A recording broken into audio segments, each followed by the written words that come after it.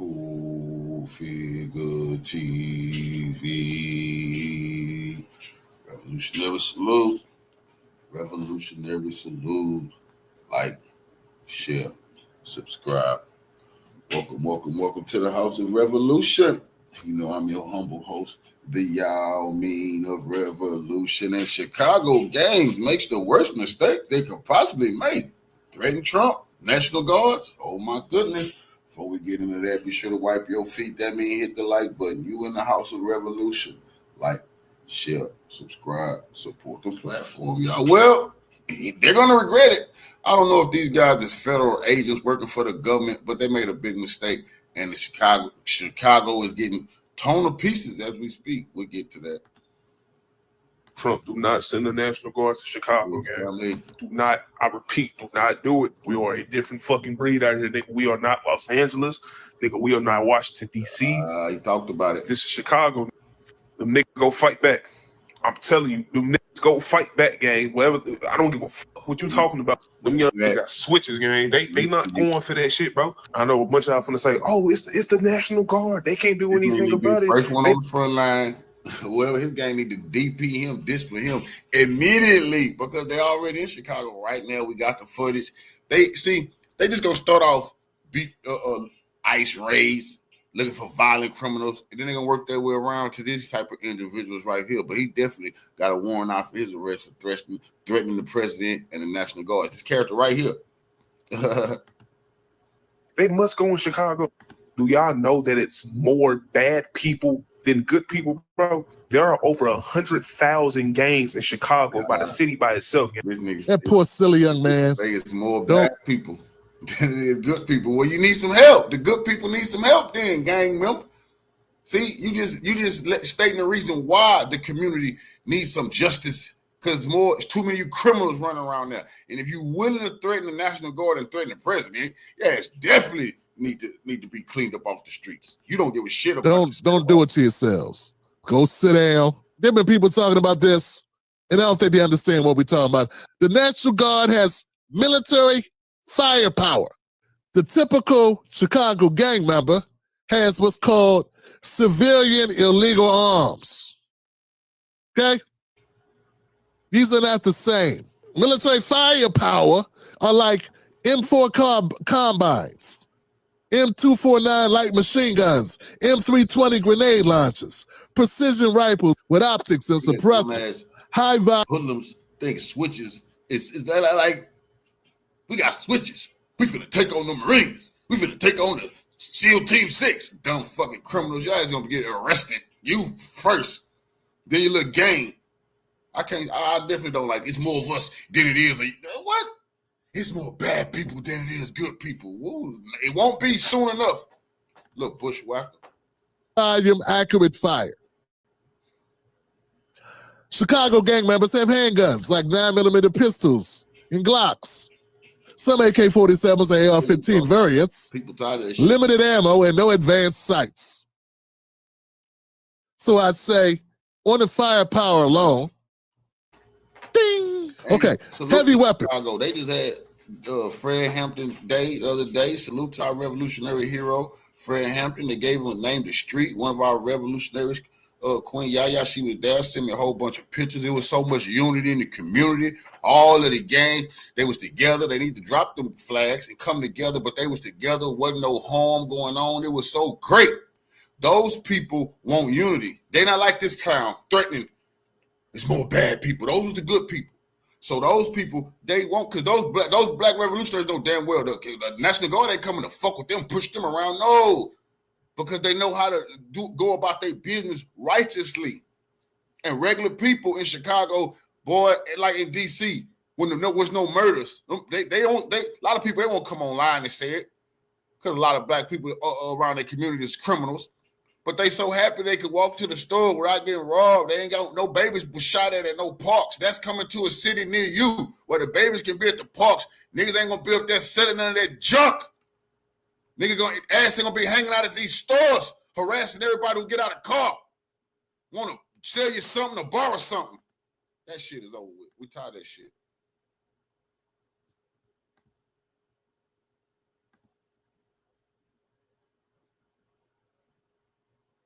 The U.S. National Guard has sniper rifles.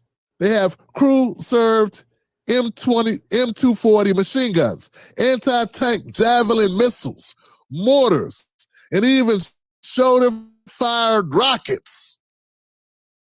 Shoulder-fired rockets. Do the gang members in Chicago have heavy weapons? Maybe a few shotguns or sawed-off rifles, improvised explosives like pipe bombs. National Guard has armored Humvees, MRAPs, Bradley fighting vehicles, bulletproof vests, helmets, night vision gear for troops. The cartels done sprayed military-grade weapons, but not in a big boy toys, just regular bullshit that they happy with. Low-level military-grade weapons. But they're not ready to take on no motherfucking U.S. military. They not ready for that. That's impossible, but that's the problem with these fucking criminals. That mind state right there. Instead of getting their life together, they want to take on the motherfucking U.S. military. Oh, so big. They need to, all the community, the peaceful people need to just move out the way, and then let's just see what them punks talking about. Go ahead, do your thing. Because it won't be long. They won't last long. Gang members typically have unarmored cars, SUVs, basic body armor, if any, easily penetrated by military rounds. Bullets like this, man. Military bullets like this. Last thing I'm gonna get to here in this, because it's some. We got a couple more. You guys, is this good? Should I keep going? We got a couple more categories. I don't want to lose anyone. Because I'm sure some of you are still not convinced. Let me keep going. Because some people are hard of hearing. Okay. You might not have considered this. You might have been in that group of people that are worried that the gang members are going to defeat the United States military. Okay. The U.S. National Guard has air support, Black Hawk helicopters for attack with Hellfire missiles, drones for surveillance strikes, Apache attack helos, if escalated. Like, these are things, man. First of all, the U.S. National Guard, the National Guard is the U.S. military. Anything the U.S. military got, what do you think? The U.S. military is the National Guard. So I don't know what the fuck the gangs think about. I don't know when they hear National Guard, they think about some people sitting around eating sandwiches, playing down. That's the fucking U.S. military. Those are trained killers and professionals. Those people don't play no fucking games. Those people can be deployed to any war zone at any time. They ready. Come on, man. Them punks don't even know what they talking about. We got switches. All right. Okay. And that I hope to God we never see used on U.S. soil, okay, against civilians. Okay. So air support for our National Guard. They got the Black Hawks, the Hellfire missiles, the drones, surveillance strikes. Okay. What do the gang members have? I'm sure they have something for air support. Weed and vape pens. Yeah, that's that air support. Yeah, you don't have anything to go in the air, sir. I know I saw a trade today. I saw they had a drone or something. They had some young hopper up on a corner, like looking, and then he like telegraphed or called somebody or look out. That's not air support. That's a young kid with a cell phone, smartphone. Now these cartels inside of America, they got drones. The Mexican people, they got drones because they got them for Ukraine. These regular gang members, Bloods, Crips, B's, GDs, Vice, they don't have no motherfucking attack drones. The cartel has them. They're not going to deploy them against the U.S. military because they're going to get wiped out if they ever try. That's for each other. Cell phones. And when it comes to tech, look, so you have no aerial assets. Let's talk about technology. The National Guard, they have night vision, thermal imaging, encrypted comms, body cams, rapid medical evac, integrated with intel from satellites, drones, logistical supply chains. I don't mean no harm, man, and I ain't trying to go up against Chicago gangs. My old ass is fine right here behind this computer doing this content. But you know what? When it comes to support tech, you got cell phones, as in spotters that I just talked about, and no sustained ops, None. You have no statistical, logistical support whatsoever. Somebody like watching everything from the eye in the sky and telling people where to go and hide. You've seen the movies? That's based in reality. When it's like somebody, what room are they in? Or that room? Yeah, go 3 clicks this way, go 5 clicks. No one's telling the gang members where to go. You relying on third-hand information you got from some pipehead. And God bless him. Junebug was a great guy, but his information may be inaccurate. Okay?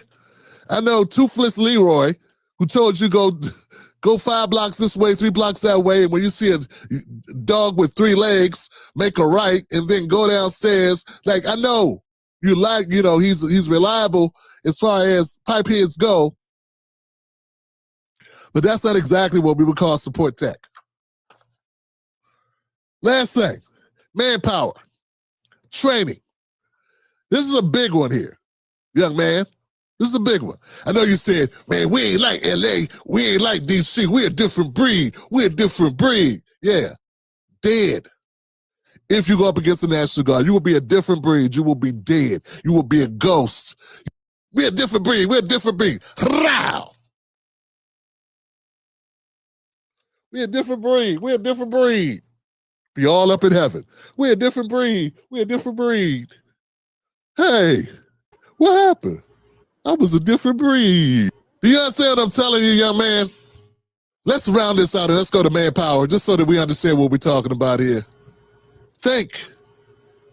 The National Guard has manpower. What kind of manpower and training do they have? Well, they have thousands of trained soldiers with combat experience who are willing to die. They're willing to die for what they believe, which is the United States. And not only that, they know they can get recognized as a hero. They swore an oath. Their families, they get pensions. There's a lot to being a person in the military. They use coordinated tactics. They train soldiers with combat experience. Now, I went to the shooting range a couple times with combat experience. They don't hold their guns sideways. Hold it this way and look through a scope. They got snipers that can shoot from a football field away. They got coordinated tactics. They have rules of engagement and overwhelming numbers if needed. I don't want no smoke from no Chicago dudes, man. I'm not trying to step on nobody's toes. But come on, fam. Gangs have dozens. They got street smarts, but no formal training. They got a high turnover rate due to arrests and death. And that's exactly what's going to happen if you go up against the National Guard. And I'm saying this from a place of love, bruh. I'm saying this from a place of compassion. You don't want this. This will be the biggest FAFO on record. The biggest FAFO ever. This, in fact, if Chicago gangs do anything at all to give the National Guard as much as a paper cut, all hell will rain down upon thee. Furious anger. They're already using this. I'm trying to tell you, I don't know the rest of the speech. And you will know I am rough I don't know if them when I lay my vengeance upon thee.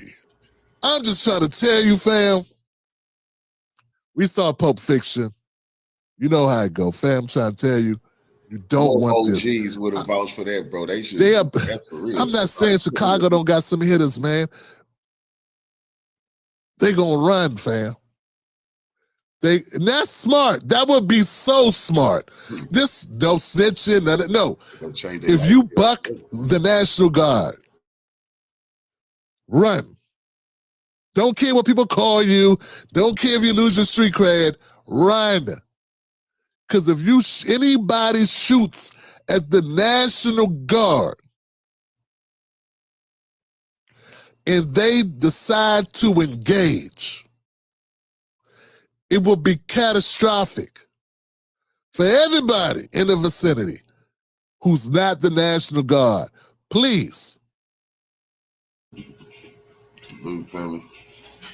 Um, Get our boy and he can shoot. Saying they don't do it to yourselves. Don't do it to yourselves. Just go sit down. Go sit down. And unlike some people that are saying, please go out there. Please go out there and do what you please get involved. No, I'm not saying that. I don't want to see young people who have been raised in this environment who have post-traumatic stress disorder, who have been indoctrinated into gang life, who have been conditioned from this environment that was created, that was here before they came out their mother's womb. Chicago been Chicago. And it's not just Chicago, but that's what we're talking about right now, right? I do not want to see you. That's what the Democrats want. I do not wish this. They want bunches of black bodies sprawled over the ground. If we're the gang members or not, they're going to whine, they're going to scream, but they want this. See, the Democrats behind this. That's why the mayor of Chicago should be arrested immediately. We're going to show some clips from him. He trying to bring up slavery. Bitch, you've been pushing for the illegals. Quit bringing our ancestors up. That's serious business. But antagonizing these YNs, you see, then George Soros, it ain't above him to put some money into their hands. I'm trying to tell you. Bunch of black bodies sprawled out over the ground. If they just shot at the National Guard, the National Guard didn't engage their motherfucking ass, then that shit go all over the motherfucking world, everywhere. The dictator Trump slaughtering blacks. I'm telling you, they cooking something up. Democrats, they won't. I want you to avoid this. And I don't care if there are people that like my show and they feel differently. That's fine. If you don't want, if you got a problem with what I'm saying, that's fine. They got the bodysuits you can put on to make yourself, and the videos that have been put out about this, make yourself look like a black man. And white people put that black bodysuit on. They go into them. They can go engage the National Guard just to get that shit going. National Guard engage back. The gangs go crazy. National Guard go crazy. All over the news. Bunch of black bodies laid out. That's what they wanted. Free to go. I will not root for young people to get destroyed. Salute, family. I will not root for young people that don't have enough common sense to understand that they will go into a meat grinder. That America's job is kill. Y'all, a lot of y'all dropped out of school way early, and some of y'all schools wasn't shit. I get it, but let me tell you something. Light work for the military, America's good at this. That boys is not an issue. In fact, some would say it's what we best at.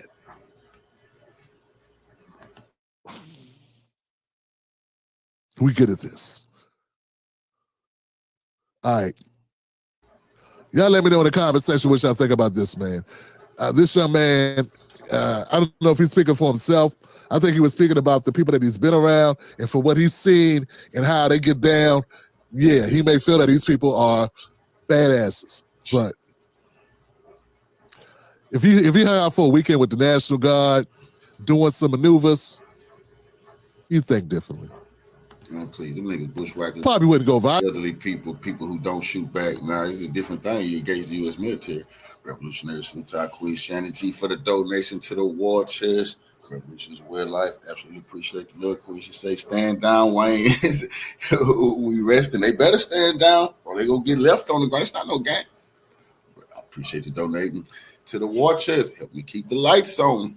Revolution is way of life. This is a serious situation. But because they did that and talked that shit and bit off more than they can chew, Trump and already started. The shit is already on the way right now. And they talked all that shit. See, this is what they got, because I don't know if they know this. This ain't came across their feed. But their ass is in trouble. Well, here we go. This long-awaited federal crackdown on illegal crime in Chicago finally arriving. And we have DHS tweeting out that federal law enforcement is going to be sweeping through the city. They're naming this operation Midway Blitz. This is how it's going to start. Now, DHS also stated that the operation is going to target the criminal illegal aliens that flock to the city. And they're saying that the Governor Pritzker has been allowing this. And with everyone knowing this, it's been like a magnet attracting people to the area, with crime in the area off the charts. We've seen at least 5 murders and 10 shootings related with injuries just over this weekend. Several teens as young as 15 injured. And if you go back to last weekend, we saw all kinds of shootings. 58 people were shot, 8 dead. So within this week, a lot breaking loose within the city. And I would say that cities need to get on top of their police force, not defund it, but get control of everything. And your sheriffs and your police should be the front line handling all this, not having the feds coming to the rescue, playing the heroes, policing cities that your police should be doing, should be policing. Now, every city's different. Democrats. There's cities that have defunded the police, again, and taken away all the money. And Democrats do not want our city safe. They can't make no money. Then why would you fuck with them? They need you in poverty. They need you scared. You see, anytime you tell them about crime, they say, then they say, well, we just need to take a look at criminal justice reform. No, we say there's too much crime in our neighborhoods, bro. That don't mean bring home more criminals. That's just a fact. We've been brainwashed. We say, man, there's too much crime going on. We need criminal justice reform. What the fuck are you talking about? We say we want safer streets. Yeah, and one thing that's crazy enough for these people, this is how they fuck us up. Cashless bails. You know, they sound good to people that's poor, you're in jail. You know, a lot of people in jail is there because they committed a fucking crime, bro. Everybody, it's the small few is innocent. Every once in a while, you're innocent. That's just a fact.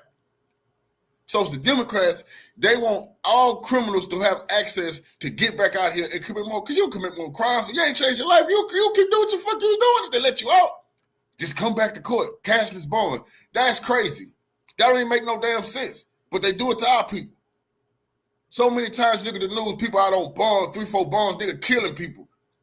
It's crazy. But that's what they want on us in our communities. A lot of them don't live there. They in gated communities. With security at the goddamn gate. This don't make enough of that bullshit. Enough of our people being terrorized. These cities got to get cleaned up. These Democratic fucking hellholes, bro. It's just a must. the police themselves are one big organization, and some argue one big gang. So there needs to be some righteousness installed at a state level where people are defending their hometowns and home cities, not expecting the feds to come rescue you. And then on top of this, they can always flip the script and take your last line of defense, which is your National Guard, and use them against you in these places. So the governors make the calls on that per the state. Trump makes the call in D.C., but if he wants, he can send these strike teams to every city, and it looks like that's what they're doing, starting with Chicago. Well, D.C., if look what they saying, it wasn't murders in D.C. for weeks. It wasn't no murders. But then people say, but what was the cost? People lost their rights. People, oh, man, shut the fuck up. People gained their life. You know, you got no rights. Rights is overrated. People, yeah, fuck that shit. It need to be federal troops at the red lights, guns in their hand. Just take your ass to where you going? Go to the store? What the fuck? What do y'all want to do? I really want to know. What the fuck do you want to do when you leave your house? Criminal ass motherfuckers. I don't give a shit if I leave my house. There's a police on every motherfucking corner. I don't plan on speeding. I ain't drinking and driving. I ain't rolling around smoking blunts. I'm going from A to Z. Cause we gotta understand this. What the fuck do y'all criminal ass niggas have a problem?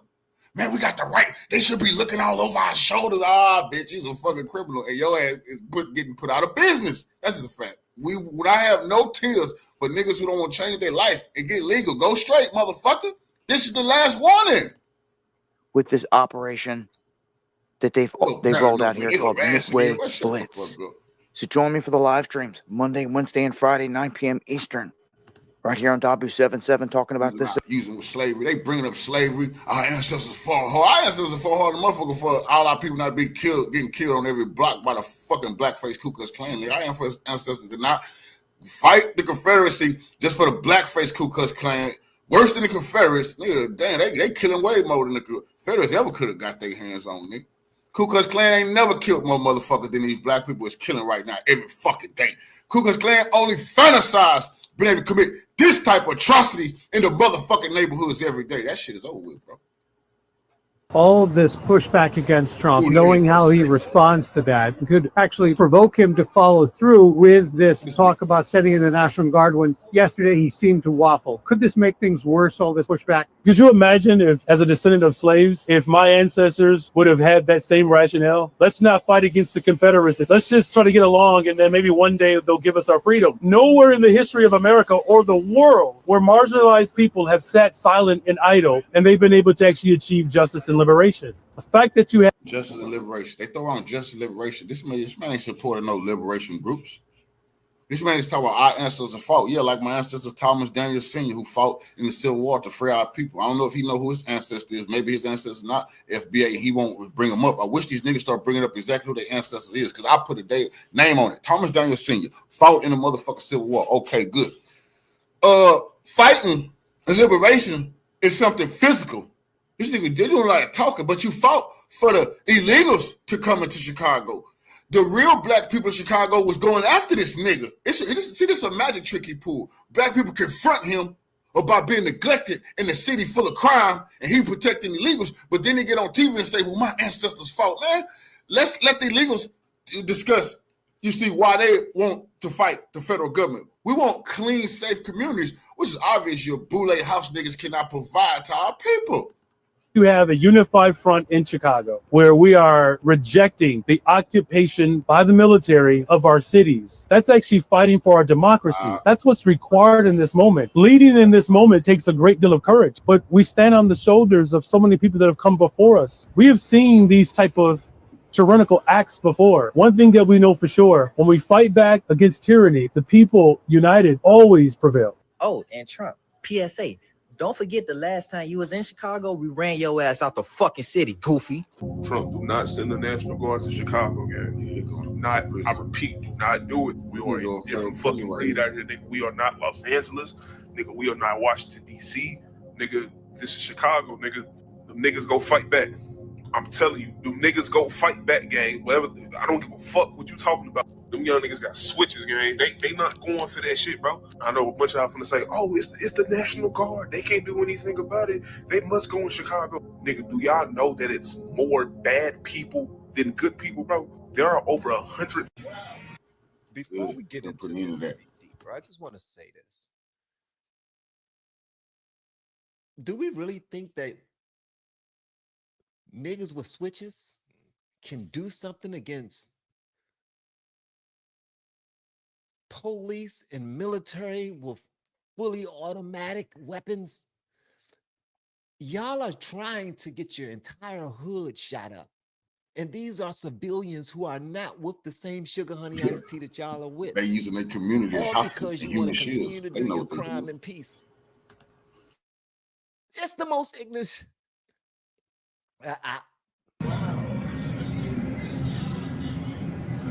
Democrats paying on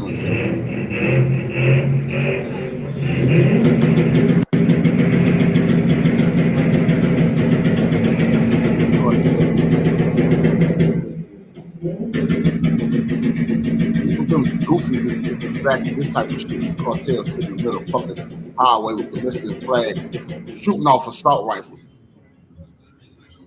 They don't want no help for the record.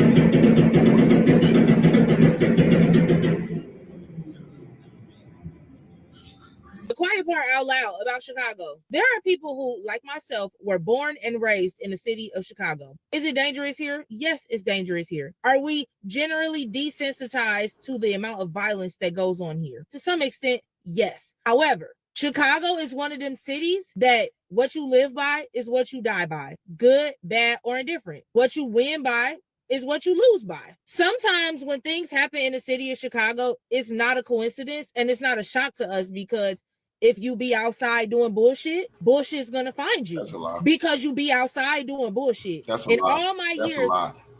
So many times, so many of us have seen innocent kids and elderly people killed while these lunatics, these youngsters were shooting them guns, them switches. They just shooting everything but the target. Target get away. Target get away. They killed everybody else though. Just come on, what you talking about? A lot of innocent people have been killed. They did nothing at all. They had nothing to do with no foolishness. All they did was come outside. That was it. Left their house. Some of them was inside watching TV. Switches went off, went through their house. Wrong house shot in. Shooting at the neighbor, but the switches, the little nigga too skinny, little skinny ass nigga, gun bigger than him, just going everywhere. See, that's a lie right there. Of being a Chicago native, there are a lot of things I've never dealt with because I don't be outside entertaining certain shit. I also have a really good spidey senses. I know when to leave. I don't always need to prove a point to a stranger. There are some common sense things that were put into my head that have kept me alive. And you got it, big dog, is one of them. Some people have a hard time and a hard life in Chicago because they go outside, they do bullshit, they get involved with people who do bullshit, they be attached to things that have brought them nothing but bullshit. Not even no money and bullshit, but just bullshit.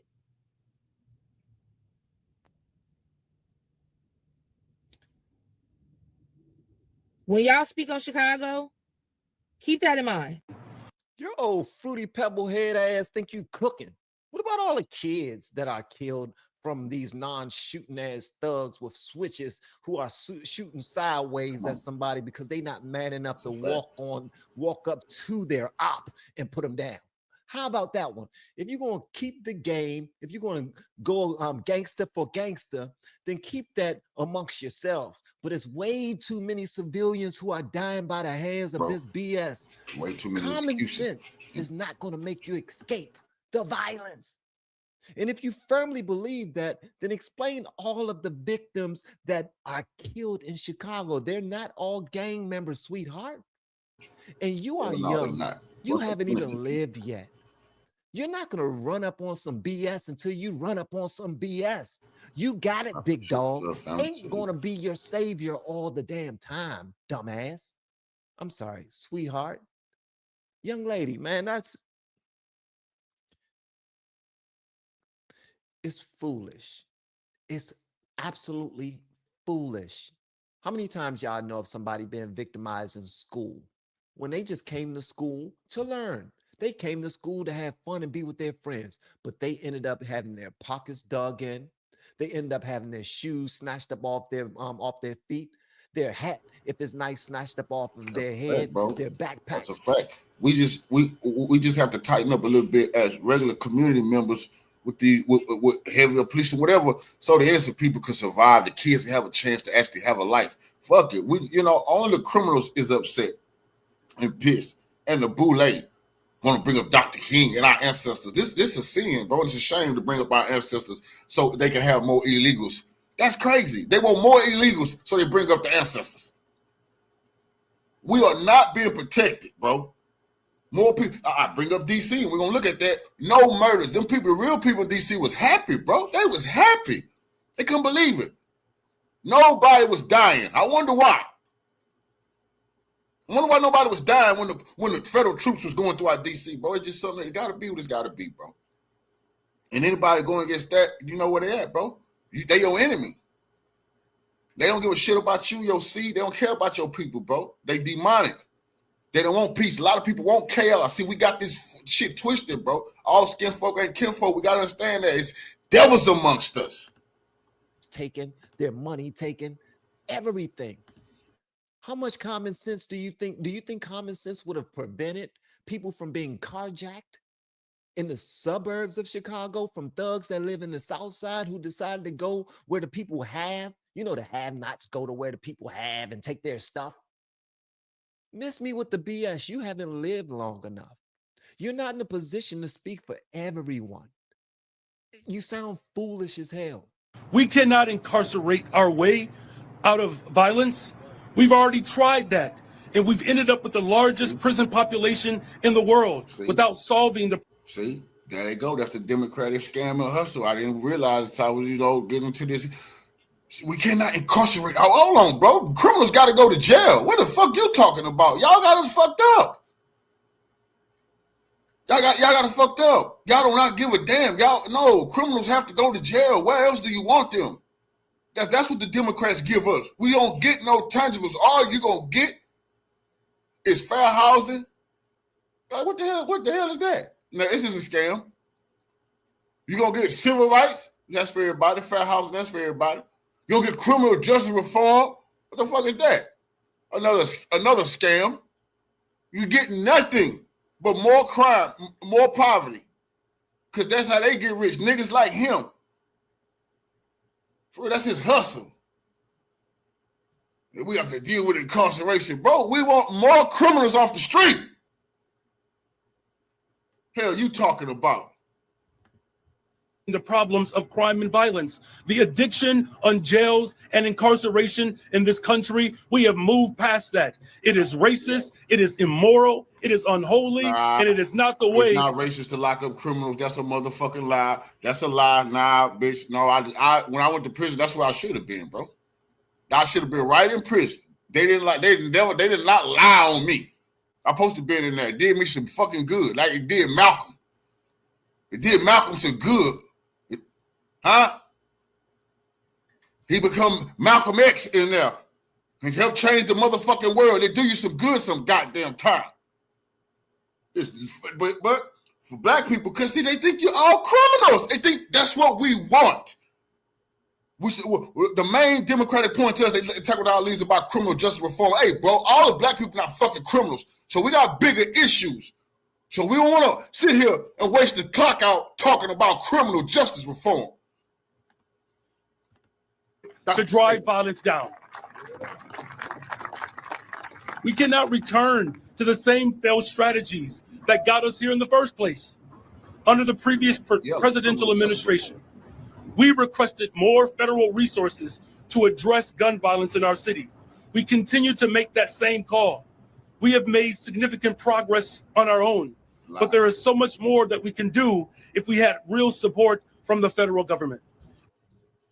Before we continue, I just want to say this. All right. And these are all people that got some gangster stuff to say to the president because they don't want his help. Check this out, gang. We tired of that shit, bro.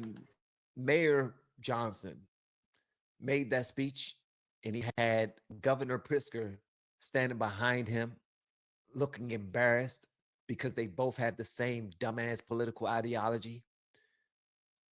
There was 50 plus people that was killed in one weekend, Labor Day weekend, in their city. And then this fool stands up in front of a microphone and says it's racist to lock up criminals. We need to figure out please explain to me how you plan on fixing it then, because you haven't. It's racist to lock the shooters up. If you have, man, that's disrespectful. Guess what? People the being president terrorized. was trying to send extra people there to help you out. If your numbers were so brilliant and the murder rate was so low at this point, you think that he would be sending in extra help for you? No, he wouldn't. It's the most dumbest thing in the world. We still got 300 plus people killed this year so far, but we're doing great. Since when is that doing great? Locking up criminals is racist.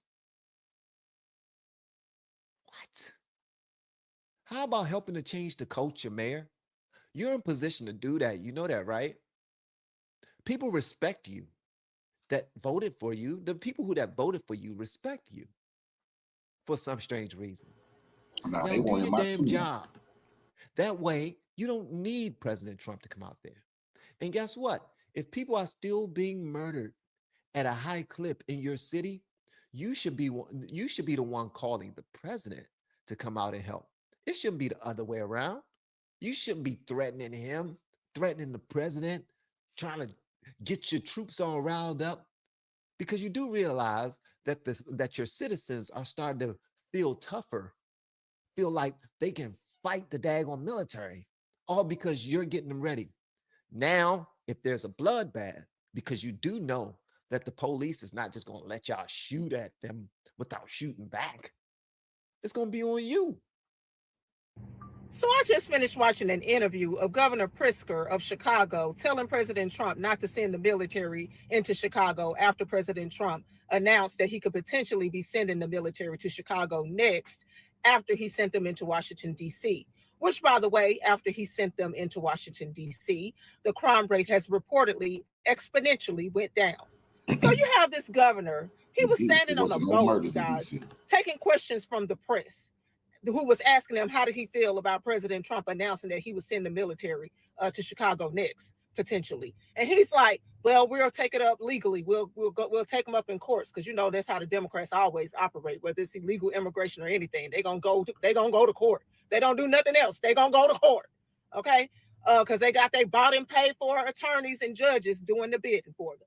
At any rate, this dude is on a boat saying how safe it is in Chicago, and we, as you can see, don't have any problems. It's safe. I just walked down the street to dinner with my wife, and he's taking an interview on the boat, and he's taking an interview downtown in Chicago. Why didn't you have that interview on the South Side, sir?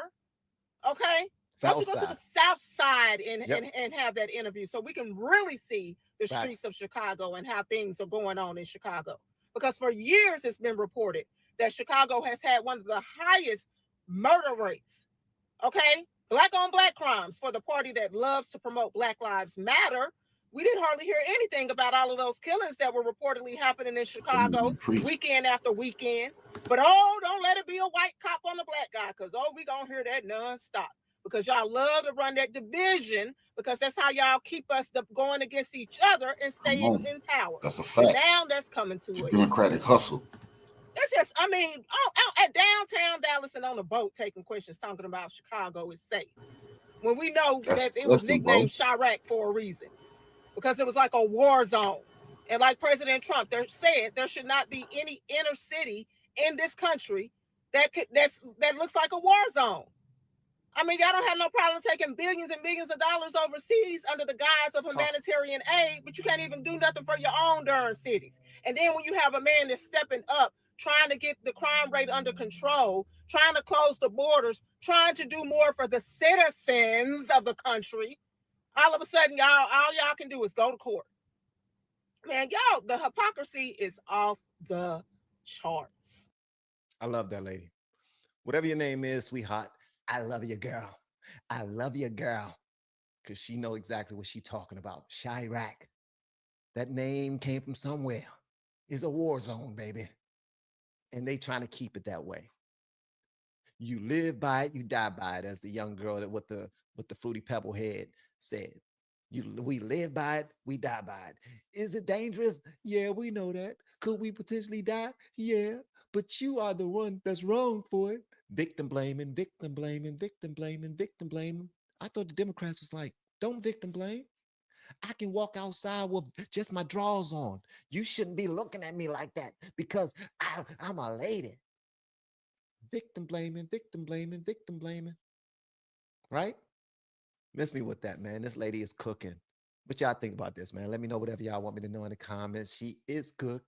We have been helping people grow online. It has been absolutely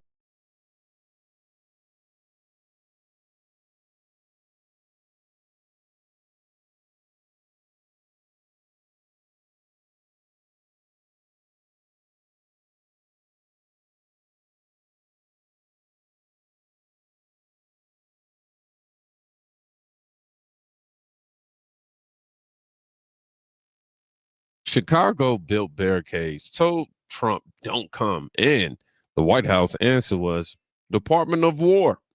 Buckle up, y'all. Y'all see this right here, though. That's not subtle. It's a promise that federal muscle, ICE, guard, whatever tool they've got, will show up if city leadership keeps playing defense against enforcement. I love this repost, rather. Or, no, it's an original post from him, huh? I love the smell of deportations in the morning. Chicago about to find out why it's called the Department of War. And look what the city rushed to do when that threat hit that timeline. Chicago's building a wall. Actually, lots of little walls. Pritzker's putting up fences around courthouses and City Hall. What? Why? To stop Trump from sending the guard and ICE in. Pritzker didn't want a wall to protect the country, or to protect the country from illegals. He's putting up a wall to protect the illegals and criminals from Trump. Wow. ICE is expected to launch a major operation in just a matter of hours, and the National Guard could be sent in at any second. The city wants to help, but a handful of people are ready for battle. No more deportation. We shall not be moved.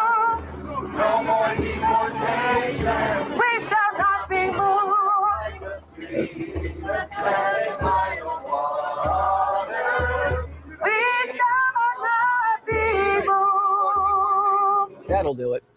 Chicago's got at least 150,000 illegals. I'm sorry. That'll do it was just funny for no reason at all. That'll do it. Chicago's got at least 150,000 illegals. Homan better clear his calendar. The only thing harder than sniffing out bad hombres is locking up gangsters. They've run the South Side for decades. Primetime did a ride-along. We obviously know we got wars in Ukraine and Israel. Would you also say there's a different type of level of war here in Chicago? Man, it's everyday war, bro. I ain't like, that's what I'm saying. Like, my signing up for the army. This war out here too, bro. I ain't gonna lie to you. Same way you sign up for the army. When you drop off that porch, you sign up for the streets. How many times have you been shot at?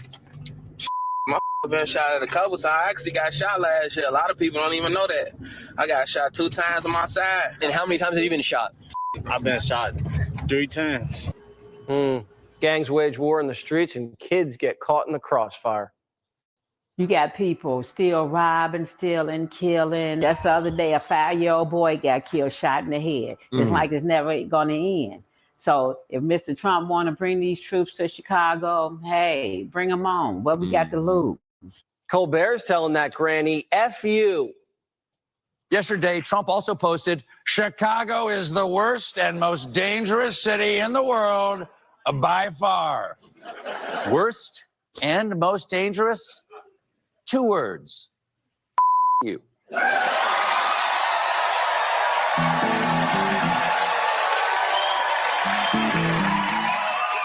Colbert lives in a mansion in New Jersey with a gate and an alarm system and security. He has a driver take him in and out of work every day, and guards usher him in and out of the studio. Do you think little Steven could survive on the South Side without all that? No. I mean, I couldn't, but could he? If he were there, he'd be begging 47 to mobilize. The most dangerous Steven's ever been is when a senior in high school gave him a wedgie. He should follow Don Lemon's lead, who transitioned into Johnny and went to Baltimore. Should the president send armed troops here? No. What about you, sir? President send armed troops here? Yes. I've been a resident of Maryland all my life, so I think it would help some. My husband was murdered 2 years ago, and nothing was ever done. I think that it's always extra help needed. And then, therefore, we can feel more safe. I've been looking around at the kids. Crime is coming in every area, you know. I'm not opposed of it.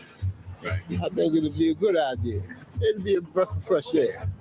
Peace is only one call away. Look at D.C. People were scared to go out to dinner. Now the president's making reservations. We've gone from one of the most dangerous cities in our country to what they call a safe city. It's a totally safe city. In fact, I set up dinner in Washington, D.C. next week. White House reporters used to cheer on BLM when they were rioting in the Capitol, and now they're narking on misdemeanors. Watch. Just out front of the White House is a blue tent that originally was put there to be an anti-nuclear tent for nuclear arms. It's kind of morphed into more of an anti-American at sometimes, anti-Trump at many times. Where is this blue tent? Right in front of the White House on the north lawn, on the other side of the Black Gate in Lafayette. I haven't known this. All of us in here walk right by it every day. It is an eyesore. Oh, I didn't know that. Take it down. Take it down today, right now. This is for the people actually trying to come help the city. And it's not for the neighborhoods. You can disagree with Trump all day, but you don't throw up steel to keep the help out while grandmothers are sleeping on the floor from stray bullets. That's optic over outcomes. Then word drops that ICE is timing operations with huge weekend crowds. Welcome back. ICE gearing up now for a potential major operation in the city of Chicago. Immigration enforcement is slated to get underway at the same time that Mexican independence celebrations kick off this weekend. This has got local leaders in the Windy City sounding the alarm. Listen. President Trump wants a confrontation.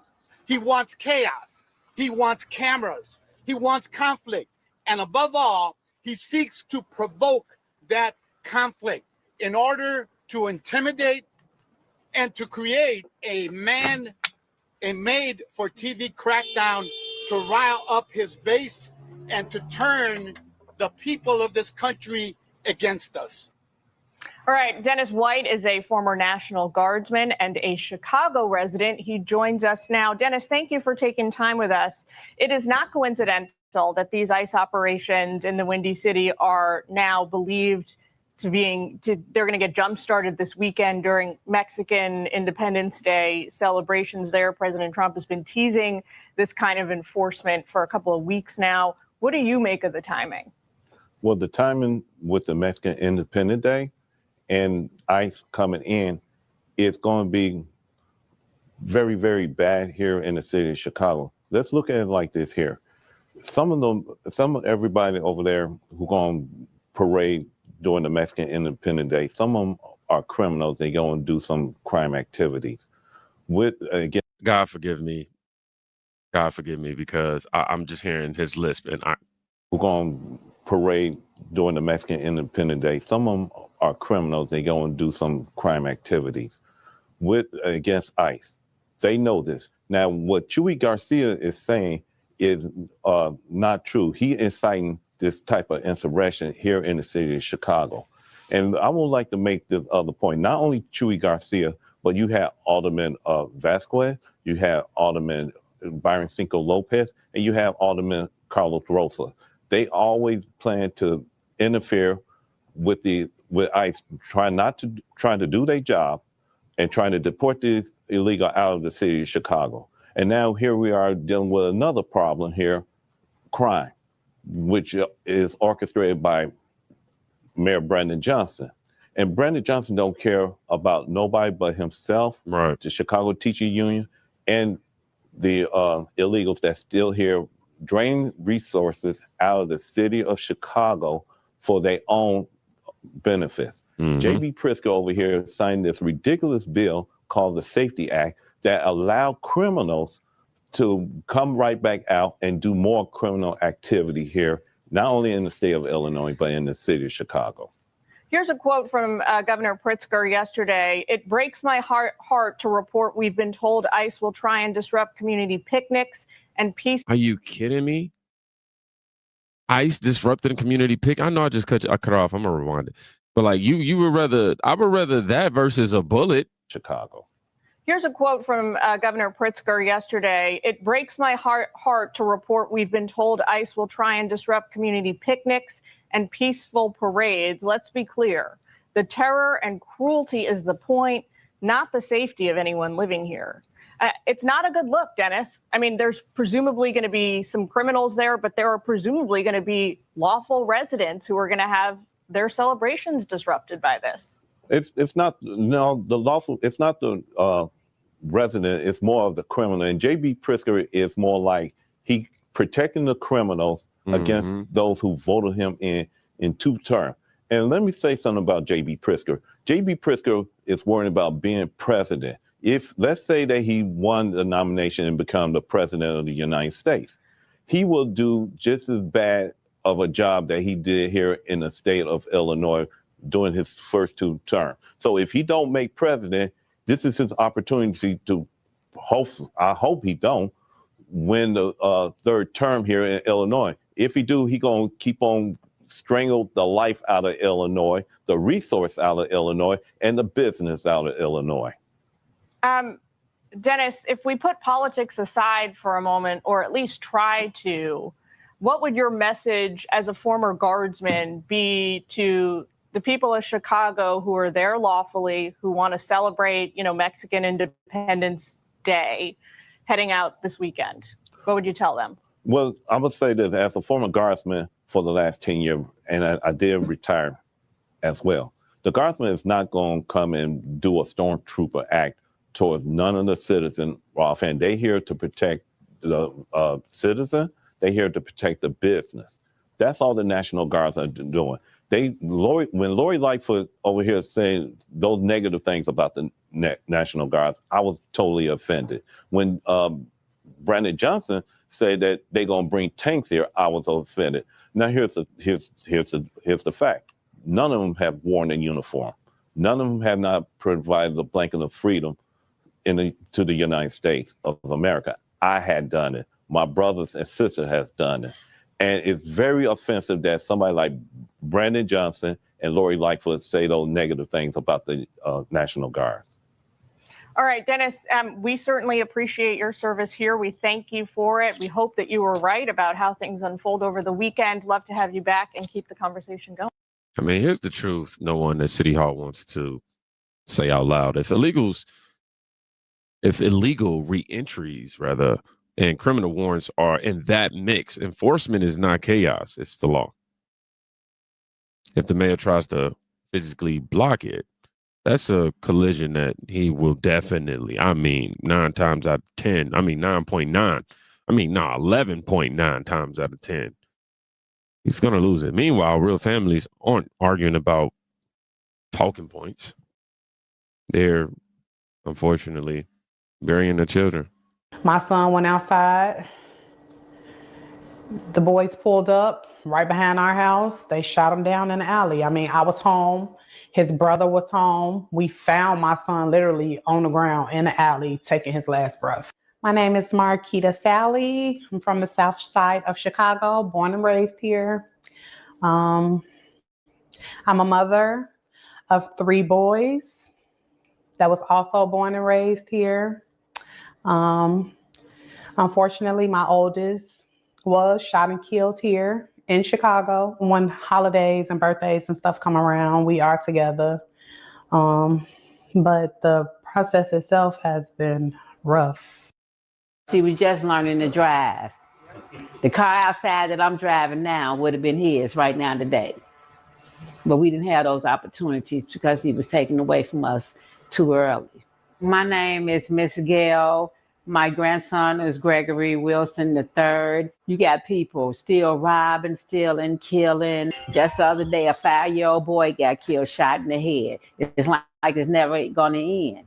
So if Mr. Trump want to bring these troops to Chicago, hey, bring them on. What we got to lose? You know what I'm saying? Put some fear in, let them know that they here, they want, to protect the city of Chicago. We got elderly people afraid to ride the red line. You got kids can't go outside and play. You got women don't want to walk at night alone. In my teenage years, the age that my kids are now, me and my girl cousins, even my boy cousins, all of us together, just walking down the street, laughing, talking, having a good time.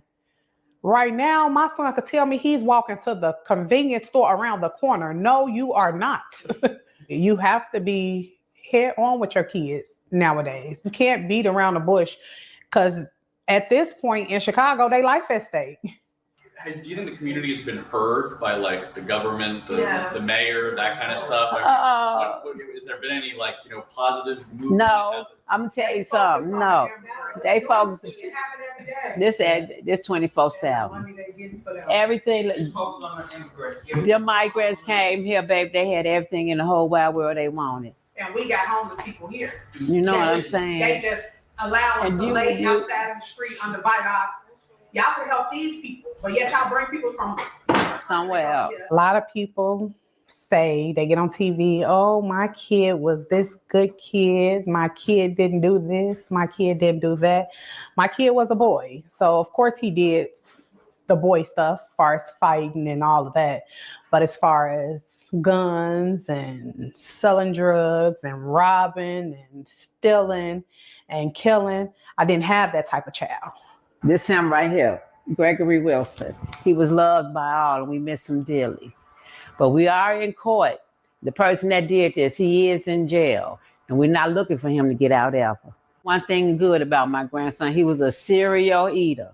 You know what I'm saying? He loved him some cereal, and he played his video games, go to school, and come home. It don't affect just one person in the family, the mother, the father, the grandparent. He got aunties and uncles. You know what I'm saying? Little cousin, he got cousins over there. Give you the shirt off his back, sweetheart. But they took my little baby, but.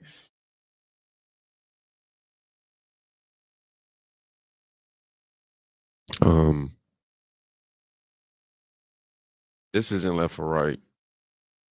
So mom saying, I'll trade your press conference for a patrol car on my block. when most people affected are pleading for protection, leadership should just shut up, listen, act.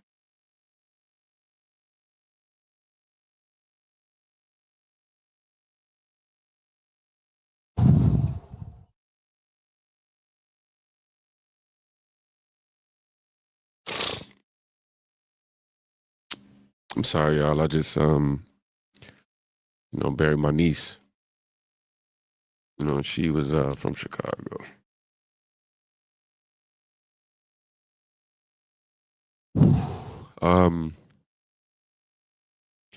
A former top cop, explains why Chicago can't even staff its own beat. I heard that Brandon Johnson requested the money to pay for the 2,600 cops that the Chicago Police Department is down. If they didn't spend all that money over the last few years on harboring migrants who were not here legally, they would have the money for those cops, wouldn't they? So it's choices that they make, and it's not apparently in the best interest of the citizens who are voting here in the city of Chicago. I heard that Brandon Johnson. Choices. Sanctuary spending, overstaffing. If you're 2,600 officers short, you don't have the margin of posture against federal backup. Hire cops, restore order.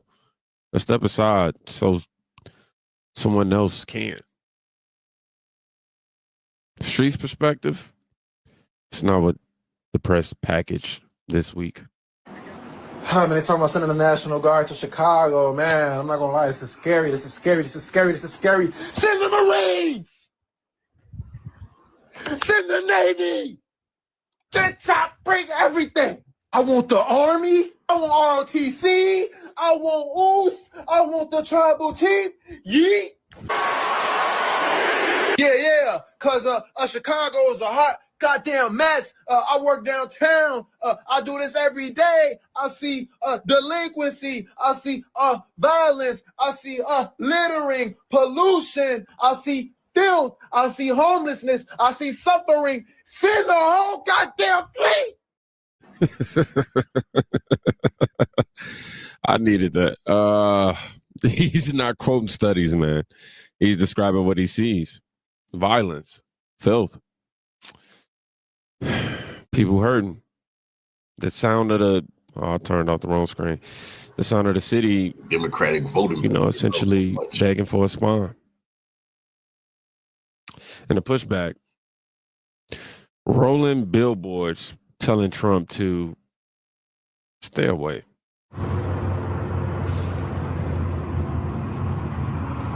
Good. Provost paid for that in cartel.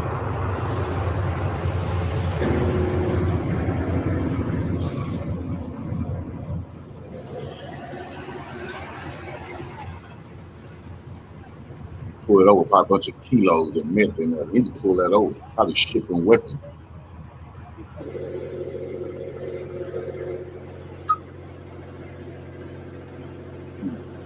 Dropping off bricks to protest. That's what's in that type of shit. Now, you don't tell the firefighter to skip the house because the landlord might look bad on camera. If federal action reduces shootings, every elected official blocking it owns the body count that follows. Chicago doesn't need a PR wall. It needs peace on the sidewalk. If Trump sends help and it works, good. The mayor has a better plan. Hey, show the results this month. Not a manifesto next year. My channel is simple. Whoever protects the people wins. Now, if y'all made it to the end of this video, just to remember my niece, man, let's just put long live Lisa. Other than that, y'all be safe.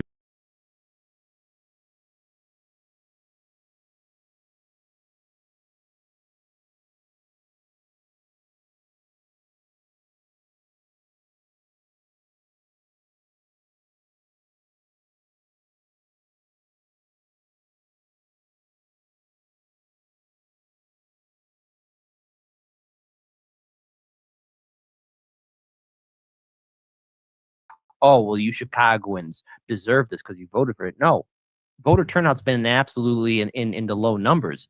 The reason why Chicagoans don't vote is because it's been beaten out of us. People don't have hope.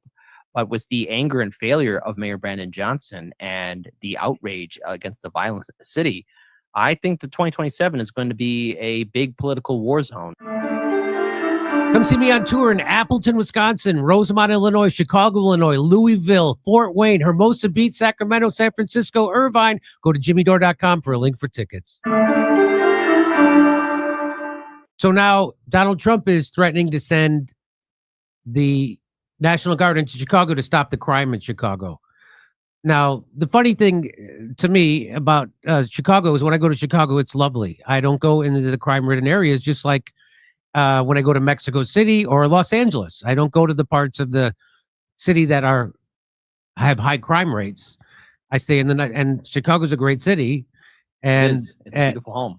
I love it. But it's had bad political leaders since the last Mayor Daley. It's had horrible.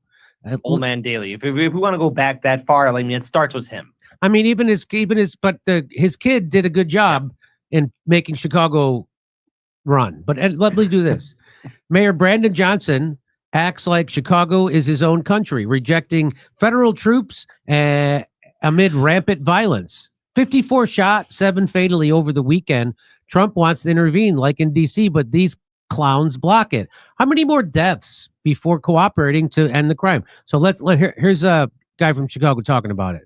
I think Mayor Brandon Johnson thinks that he's in charge of his own little country. No federal troops in the city of Chicago. No militarized force in the city of Chicago. Meanwhile, in Chicago, Everybody got to get down. Everybody got to get down because they shoot. Everybody down. Look, these kids are running. They shooting. We can't have no fun in Chicago, man. No fun, man. We're going to have some fun. This is terrible.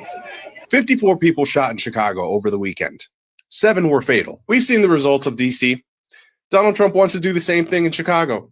But these two clowns want to do everything in their power to block it. I feel like Thing 1 and Thing 2 wake up every morning listening to Kanye West before they get to work. We got to kill that music for copyright violations. I guess they don't have. How many more deaths is it going to take for y'all to get y'all head out of y'all asses and work with Donald Trump and get rid of the crime in your cities? Damn. So let's watch what Brandon Johnson has to say about Mayor, Donald Trump's threat to stop crime in Chicago with the National Guard. What the president is claiming that he wants troops to do, they don't even have the authority to do it. They have no arresting powers. The mayor responding to President Donald Trump, who said he'll be expanding National Guard deployments to cities other than Washington. Chicago's a mess. You have an incompetent mayor, grossly incompetent, and we'll straighten that one out probably next. That'll be our next one after this. The president's Oval Office comments come as Chicago police data shows overall crime since the first of the year is down 13% compared to the same period last year. Now, we've showed you how they said the same thing about Washington, D.C., that crime was down 27%. And then you dug a little deeper, and they were fudging the records. Mm-hmm. And they had to fire people from their own police department because they were fudging the crime statistic records to make it look better. I have no doubt the same thing's happening in Chicago. You're hitting the nail on the head, Jimmy. When we talk a little bit more about it, we'll talk more about why those numbers are fake. Okay, let me play the rest of this. And violent crime is down 23%. I think he wants to provoke violence. Because if he can provoke violence, then it's going to be martial law. Turning the federal military on American citizens is a sign of authoritarianism. The president claiming many in Chicago want the Guard. Screaming for us to come. They're wearing red hats, just like this one. But they're wearing red hats. African-American ladies, beautiful ladies are saying, please, President Trump, come to Chicago. Thank you, President Donald Trump, for hearing us. Zoe Lee and Daniel Carter Walters founded the conservative group Chicago Flips Red and says despite CPD's numbers, many don't feel safe. And if the Democrat Party, only thing they can do to help us is tell us crime is down, then hey, we welcome the National Guard. So there's I'm going to guarantee you those statistics are bogus. And here's one more clip. Here, Mayor, listen to what he says about why there's gun violence in Chicago. 2 or 3 more new guns come into our city. Chicago will continue to have a violence problem as long as red states continue to have a gun problem.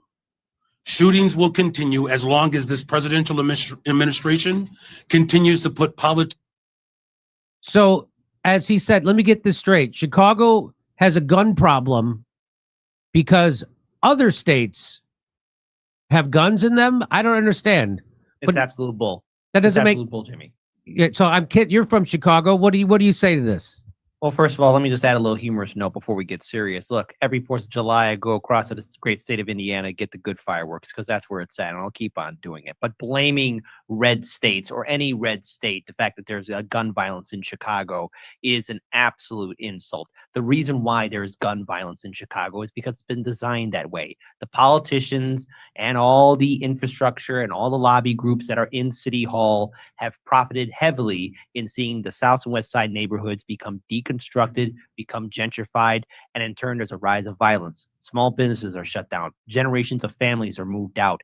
And not to mention, the schools are shut down, the mental health facilities. It's been on this way since the very establishment of the Democrat machine in City Hall.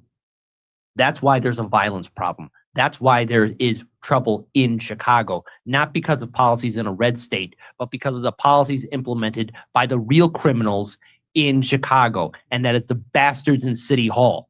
So there are people, yes, calling for the National Guard and ICE to come into Chicago.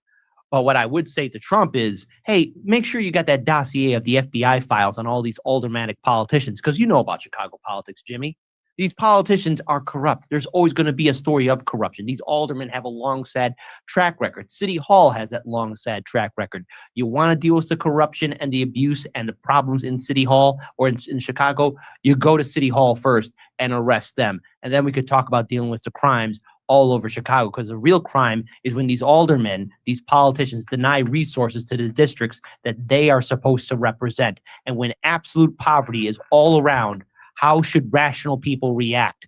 It leads to desperation. And on top of that, add in the fact that this city, in its brilliant move, decided to turn itself into a sanctuary city. I feel sorry for the migrants who came here, but the city was not prepared from the very beginning. And I remember interviewing activists and organizers way back in 2018.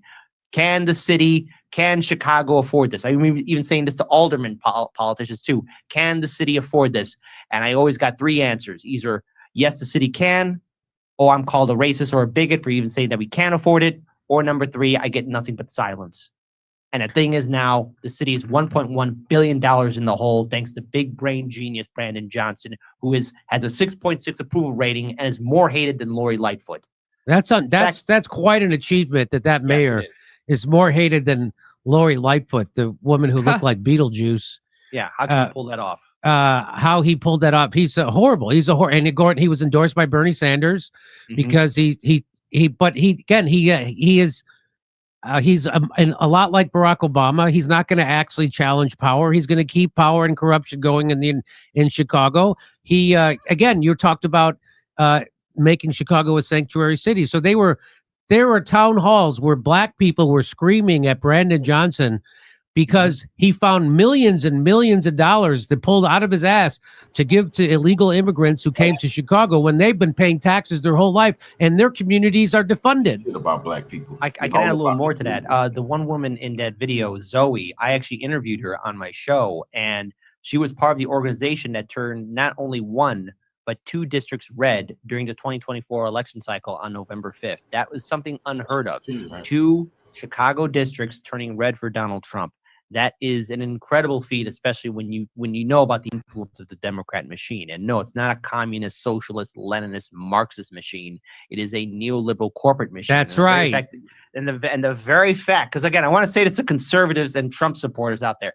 Chicago's not a communist utopia. Okay, things might be a little bit easier. No, it's a neoliberal corporatist nightmare. And the fact that that organization was able to turn 2 districts red, and from my interview, I can recall this perfectly, they got no support from the Illinois GOP. So they did this on their own, which is a feat that's unheard of in Chicago politics. I never thought I would see that in my Me lifetime. neither. 2 districts turn red on November 5th. That's an people incredible punishing the political Democrat movement Party. to be done. That is unbelievable. Actually, from a guy I lived in Chicago for 30 years.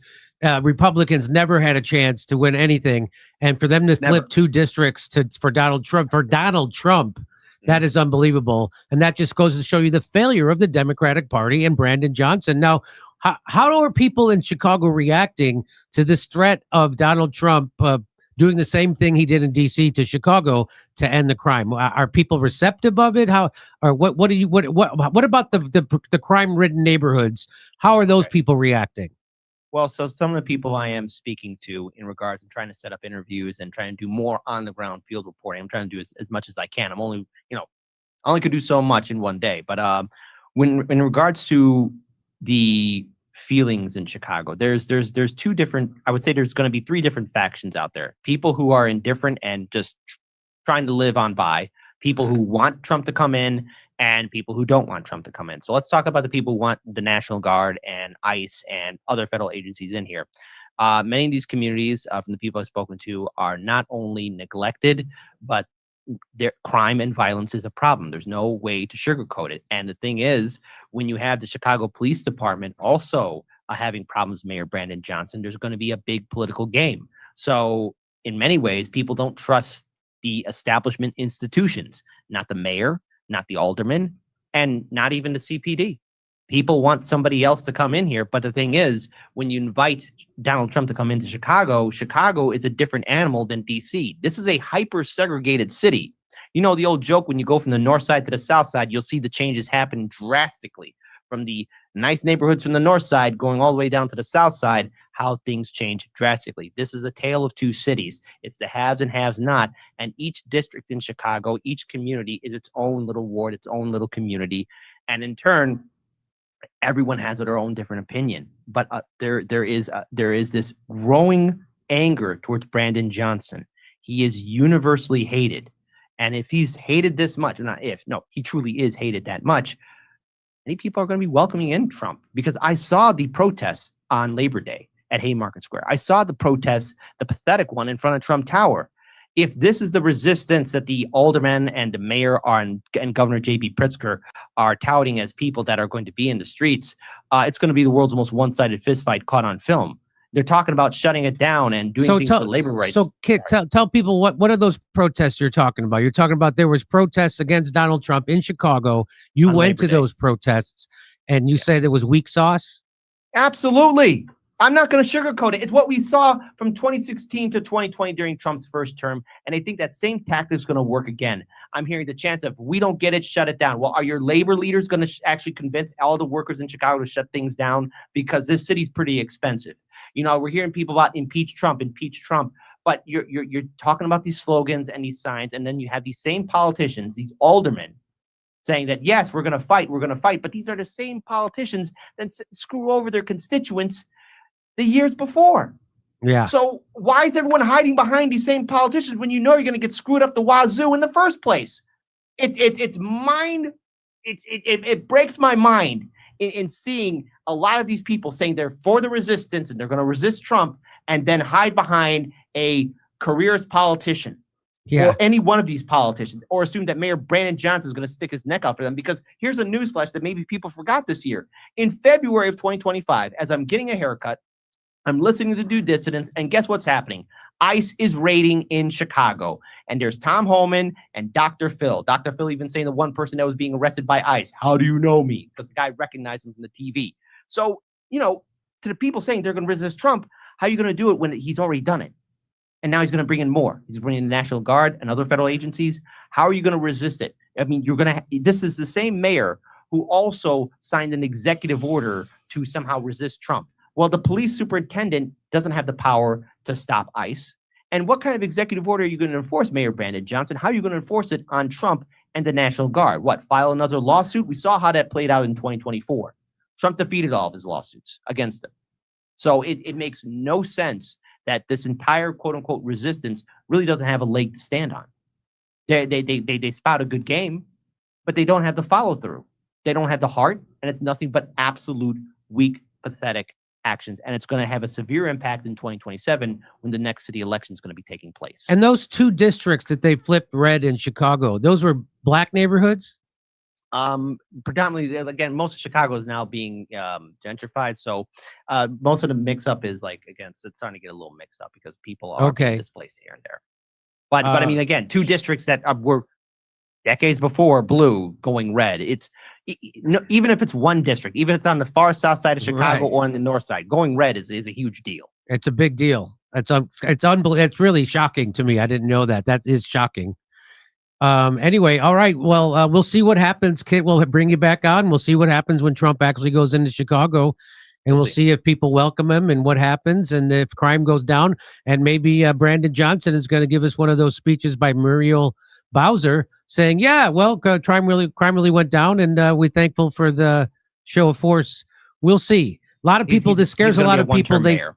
Yeah, he's a one-term mayor, but a lot of people are, saying, "Oh, this is going to turn us into a police state, and this is going to turn us into a fascist state." And but if the people welcome it, that's a whole nother game. We'll see. We'll see what happens. I have different ideas on how to fight crime. I say you give people jobs, you give people housing, you give people jobs, you give people great schools. But they did the opposite. They closed down schools in Chicago. They spent money on illegal immigrants instead of their own neighborhoods and their own constituents. They've left them high and dry. And now they have 54 shootings over the weekend. 54. 7 deaths. That we know of. Right. There are probably more. So, yeah, it does seem like a desperate situation for the people in Chicago, and we'll see what happens. And where's Obama? Isn't he? Where's Obama? Oh, he's building his library. That's also severely impacting the community. Yeah, so where that library is being built. Yeah, it's also displacing people. His library is displacing people, right? Hmm. Yeah. Yes. I mean, it's a common fact. It's a sad tale in regards to Chicago politics because this is a city that has been abused decades by politicians. So when people say, "Oh, well, you Chicagoans deserve this because you voted for it," no, voter turnout's been absolutely in the low numbers. The reason why Chicagoans don't vote is because it's been beaten out of us. People don't have hope.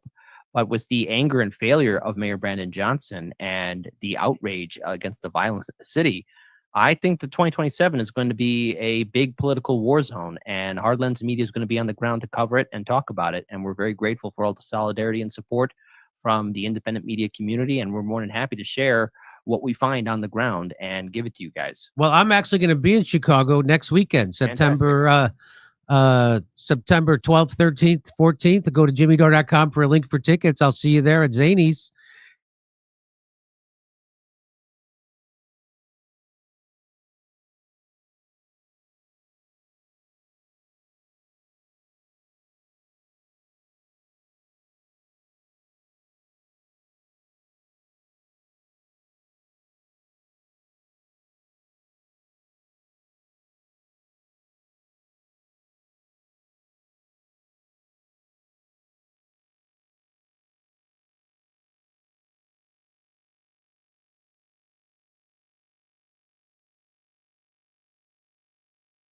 Let me get this right. So you prefer Trump not saying nothing, not talking about troops, doing nothing, and things just continuing the way they are, huh? That's better, you think? We do not need an occupation. No. Yeah. Say that. And we do not need people putting in performative and theatrical resources because they do not care about the actual results that they're trying to hope for. If you want to learn what works, come down. Come spend time. Come learn.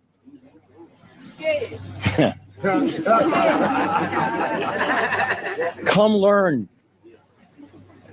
and come learn that we're what we need, that we are the change we've been waiting for, and that progress is not impossible.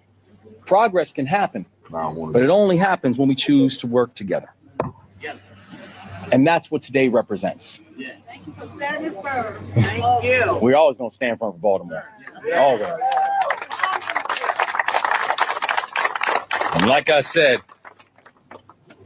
we will work with anybody, but we will bow down to nobody. We're not built that way, y'all. We're going to fight for our people. We're going to fight for our communities. We're going to fight for our neighborhoods. And most importantly, we're going to fight for our children. Somebody tell Westmore that Obama ruined it for you. So yeah, as soon as I hear you sound talk, slick, I turn off immediately. Yeah, I don't want a good speaker.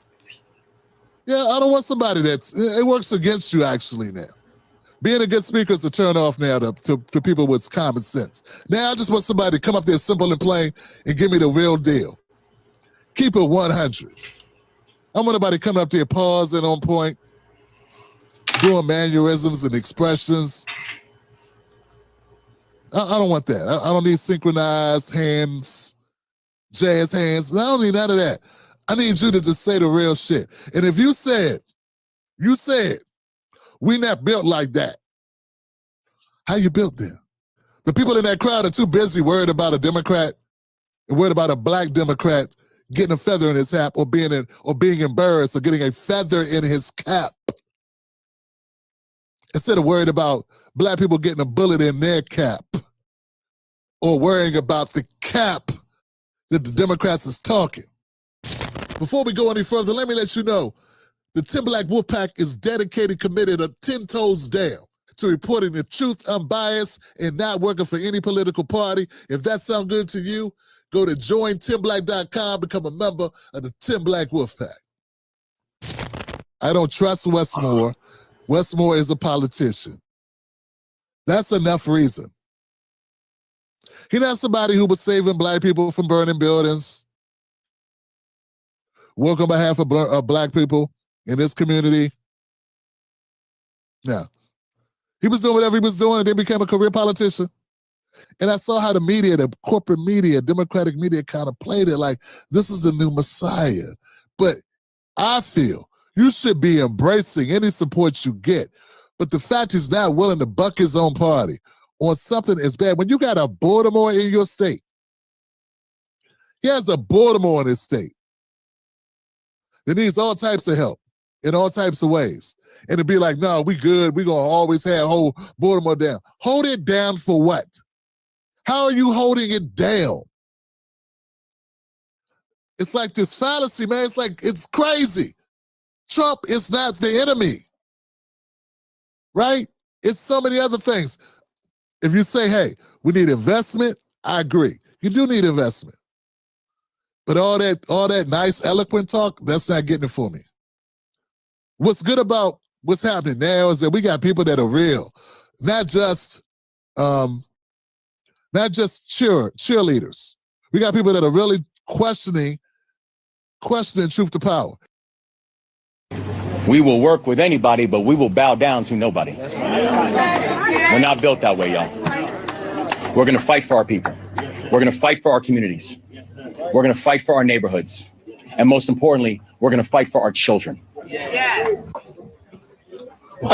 Why'd you walk now after we done lost people in the Park Heights? 5-year-old was shot in the hand. So this is about photo op, right? This is what this is about, photo op, right? Using it really for the photo op. This is what this is about, photo op. And you're gonna ask the president to walk the street with you. But look what you got walking with you. Y'all won't walk the street like this by yourself. But look what you got walking with y'all. All of this. All of this. How much money y'all spending for this? Listen to this, man. Look, the brother's not wrong. The brother is not wrong, fam. Walk the street with you. But look what you got walking with you. You got all of them. Y'all won't walk the street like this by yourself. Police. But look what you got walking with y'all. All of this. Yeah. Where was he at when all the crime was going down? We're only out here talking because Trump's talking. Yeah, let me quote. He says, we're going to fight for our people. We're going to fight for our community. We're going to fight for our neighborhoods. And we're going to fight for our children. Yo, this is the point I was trying to make earlier, fam. You fight now because it's Trump? This is a speech you should have been giving last week when that child got shot. This is a speech you should have been out here giving a month ago, 5 months ago. It's a speech you should give every weekend. Because you should be out here fighting for those people, fighting for those communities, fighting for those children every day, not just when Donald Trump is putting you on the hot seat. See, they're out here for a photo op. You say Trump is doing this because it's performative. What is Westmore doing? How is what Westmore is doing not performative?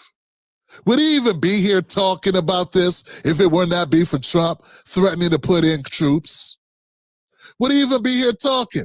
I mean, folks, this is why I get ticked off about people that say, Tim Black, you don't get it. No, you don't get it. In order for anything to get done, you need attention to be on the issue.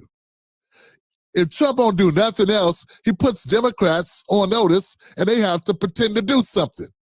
Democrats will spend their whole time worried about aliens, illegal aliens. They'll spend their whole time worried about ICE if it's up to them. This is the most attention Black Americans have gotten from this country in the last 18 months. We ain't had a black man killed by a cop lately, so nobody's been talking about us. All the focus been on Latinos being deported. I done heard more about this one Latino dude in Maryland than I heard about all the ninjas in the country. He's a working man from Maryland. The working man, Abrego Garcia, the working man from Maryland. You know how many times I done heard his damn name? I shouldn't even know his damn name. So anytime as a person in media, let me tell you something. Anytime there's a focus on an issue that's important to you, it's good. It's good Trump is doing this because it makes Democrats have to focus on it. The squeaky wheel gets the oil, and everybody and black people ain't been able to make nothing squeak.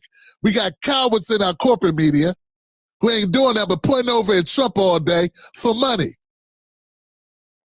That's why they talk about Trump all the time. It's for money. It's money for their network. Why you think Roland do a series of videos about Trump? Who need Roland to talk about Trump? Who needed them to talk about Trump 24/7 for 10 years straight? It was for money. Nobody talk about black people until somebody gets killed. And it's got to be a white cop because that's the only time it matters. Because that's the only time they can sell it to get clicks. You know what? I debate anybody on this topic. It's a good thing Trump is doing this. Because without Trump doing it, when's the last time you even heard Black America even mentioned?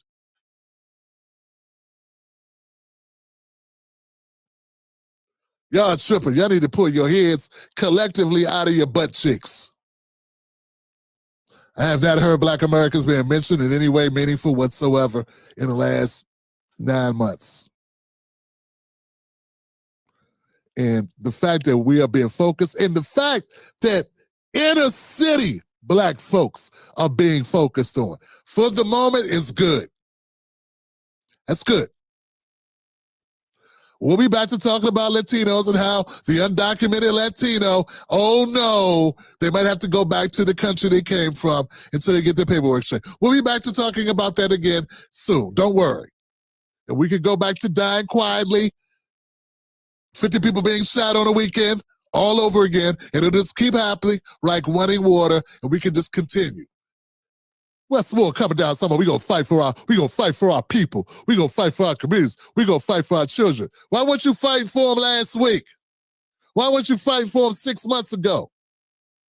Why are you here talking now? The guy said it in the video and said they played because you out here for a photo op your damn self. All of this. How much money y'all spending for this? Photo ops. Don't touch me. 5-year-old girl got shot in the hand. But y'all didn't come up here then. But now this is photo op because Trump said something. So now y'all want to come up here because Trump done said something. Trump done made you move now. Trump done made a move now. Man, they want to come up here. Yeah, he can't handle it. He can't handle it. Can't handle it. They cheating on the murder numbers in the city of Baltimore as well. They see cheating on the crimes, everything in the city of Baltimore. This ain't nothing but a photo op. They don't care nothing about nobody in no Park Heights. Don't do that. Don't do that. Don't do that. Don't can't talk to me. I'm talking. I'm busy. I'm on my job. Don't worry about it. Yeah, so that's what it is. Photo op. The little girls walking the Park Heights. That's what they're doing. That's what they're doing. But they won't come down here when people. They won't come down here when people getting shot. They don't come down here when children get shot. I ain't wrong. I ain't wrong.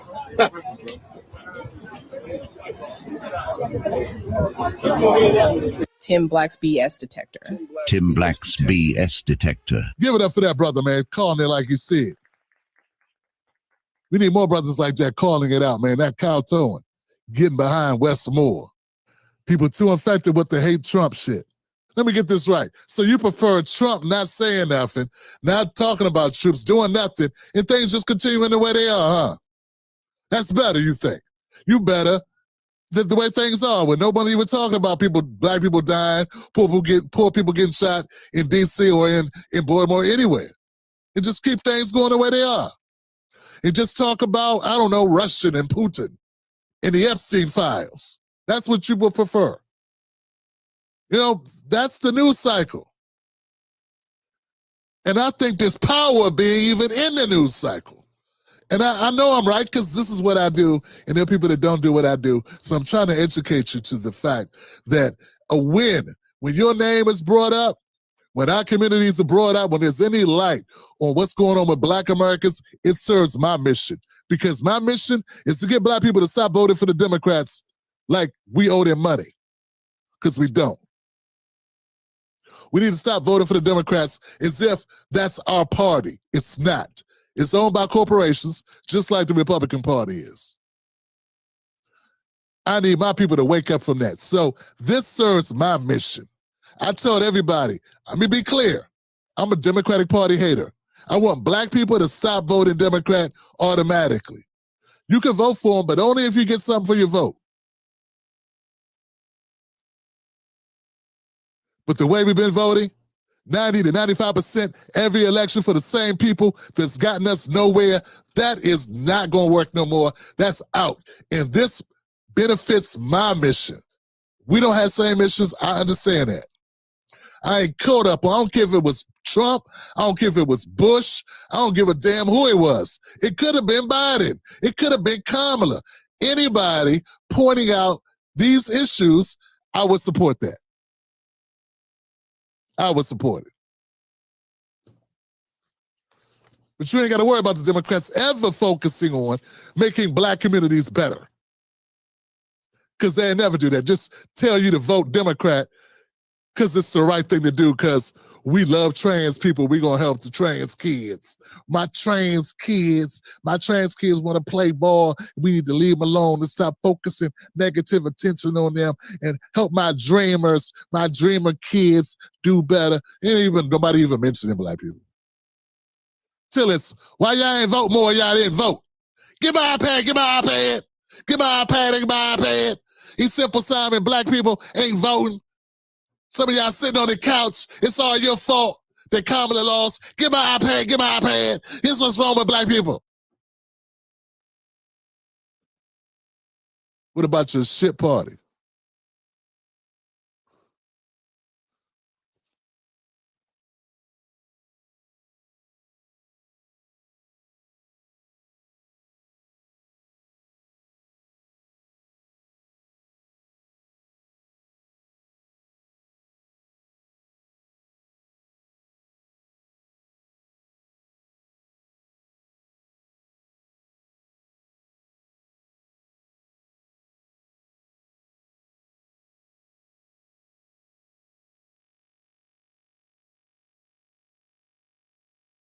All right, fam, let's get right into it. We got an update on DC crime. We got an update on federal troops, the National Guard, the FBI, DEA, Homeland Security being here in DC, and how they're doing this crime surge. Mayor Muriel Bowser's response to it, she seems to be going along with it. Our North Star is protecting home rule and the district's autonomy in all things, especially during this last 8 months, where it has been clear that our autonomy has kind of been in the crosshairs. That's our North Star. Since the beginning of this federal surge of officers, it has always been my focus on, we didn't ask for any federal officers, we're driving crime down, but while they're here, how can we most strategically use them to accelerate the work that MPD has done? So that's our point. The next point is, how do we exit from this emergency that the president declared? We know what the law says. He can declare it for just about anything. It runs 30 days unless the Congress stops it. And so what we communicated yesterday was the structure that I am putting in place, an emergency operations center that has 4 work streams that prepares the district to either request more or different federal law enforcement or receive the services of federal law enforcement in a way that enhances what MPD is already doing under the control of the chief. Now, what does this mean? Does this sound to you like Mayor Marion Bowser is going along with Trump? Is she rocking with him or not? Now, remember, she tried to stiff arm him at first. She went to the courts. She tried to back him up. She couldn't. D.C. is federal land, meaning it's under the purview of the federal government, which Trump is the CEO of the federal government. So what much she could do? Guess she could continue to fight back. Then she looked like Brandon Johnson. Nobody wants to look like Brandon Johnson. No good alternatives for her. But let's take a look at Donald Trump's response. Please. Mr. President, as you're calling on Democratic leaders across the country to work with you on crime, do you see your efforts here in D.C., including, for example, working with Mayor Bowser here as a model for bringing more bipartisanship in matters not only with crime, but also issues that matter to everyday American people's lives? So Mayor Bowser's been great. She could have taken the thing, oh, well, and then after I clean it up, they'll take credit for it. You know what they do is they take credit like we. So he's loving it. At a press conference, he said, Mayor Marion Bowser has been great. Then he said a bunch of other things that had nothing at all to do with Mayor Marion Bowser. So people say that Donald Trump is missing a step, that he's not himself. And those people need to take a look at this clip because this clip sounds just like him. This is Trump all day, every day. Ain't shit changed. Self-centered, winding stories, and patting himself on the back. Trump. But I want you to notice that Trump said she could have tried to fight him, but she didn't.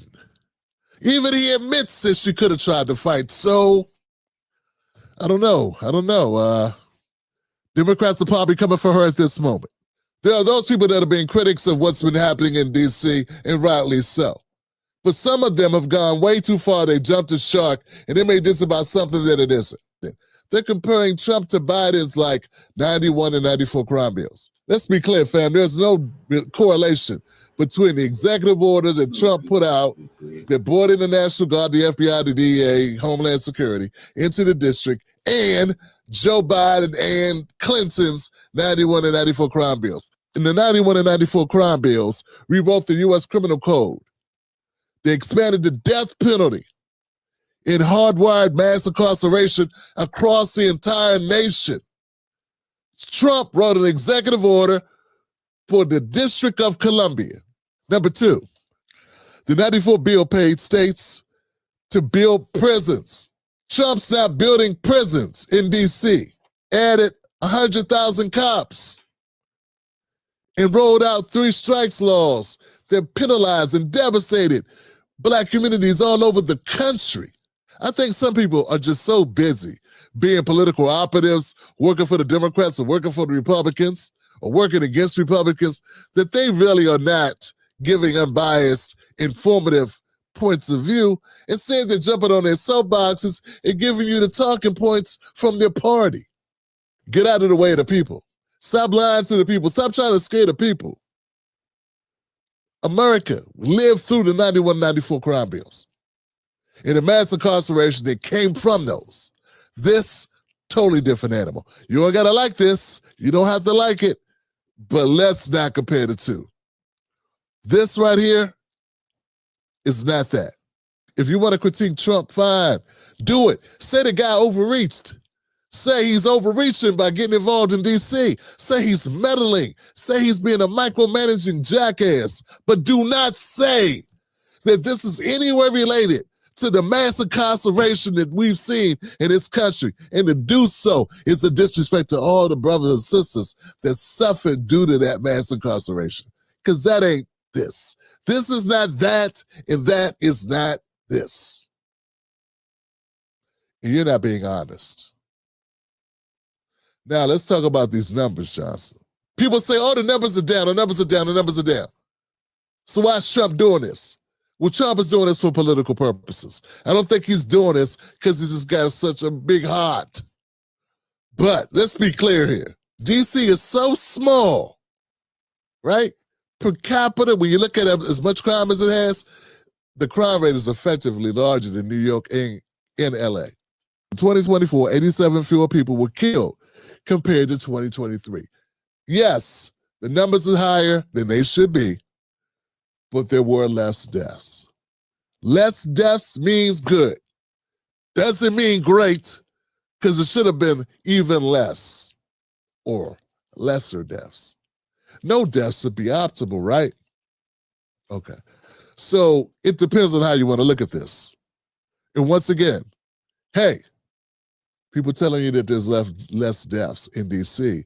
doesn't mean much when you lose a loved one in D.C. There was a poll done, okay? And this poll, the Washington Post Shar School poll last month found 79% of D.C. residents oppose the federal takeover and National Guard deployment. Only 17% support it. I think people don't even like the ring of National Guard. They don't like the ring of feeling like people are going to war, that we're going to war in our own country against our own citizens. I think people have a problem with that, a sticking point for them with that, right? Yeah, people probably want crime to go down. If it wasn't National Guard, maybe it would be different. Maybe the FBI, the DEA, maybe that'd be different, but National Guard, not so much. Okay, so I believe that's the sticking point. And among people who actually saw federal law enforcement in action, 61% said they feel less safe. Only 17% support it. It appears to me that D.C. residents don't like seeing these federal law enforcement in their city. Feds are bragging about lower numbers, and so are a lot of people online, but there are people in D.C. who say the trust is broke. They don't trust what's going on here. And that's why it's so confusing, because I'll see a clip like this and it'll get you thinking that people want this to happen.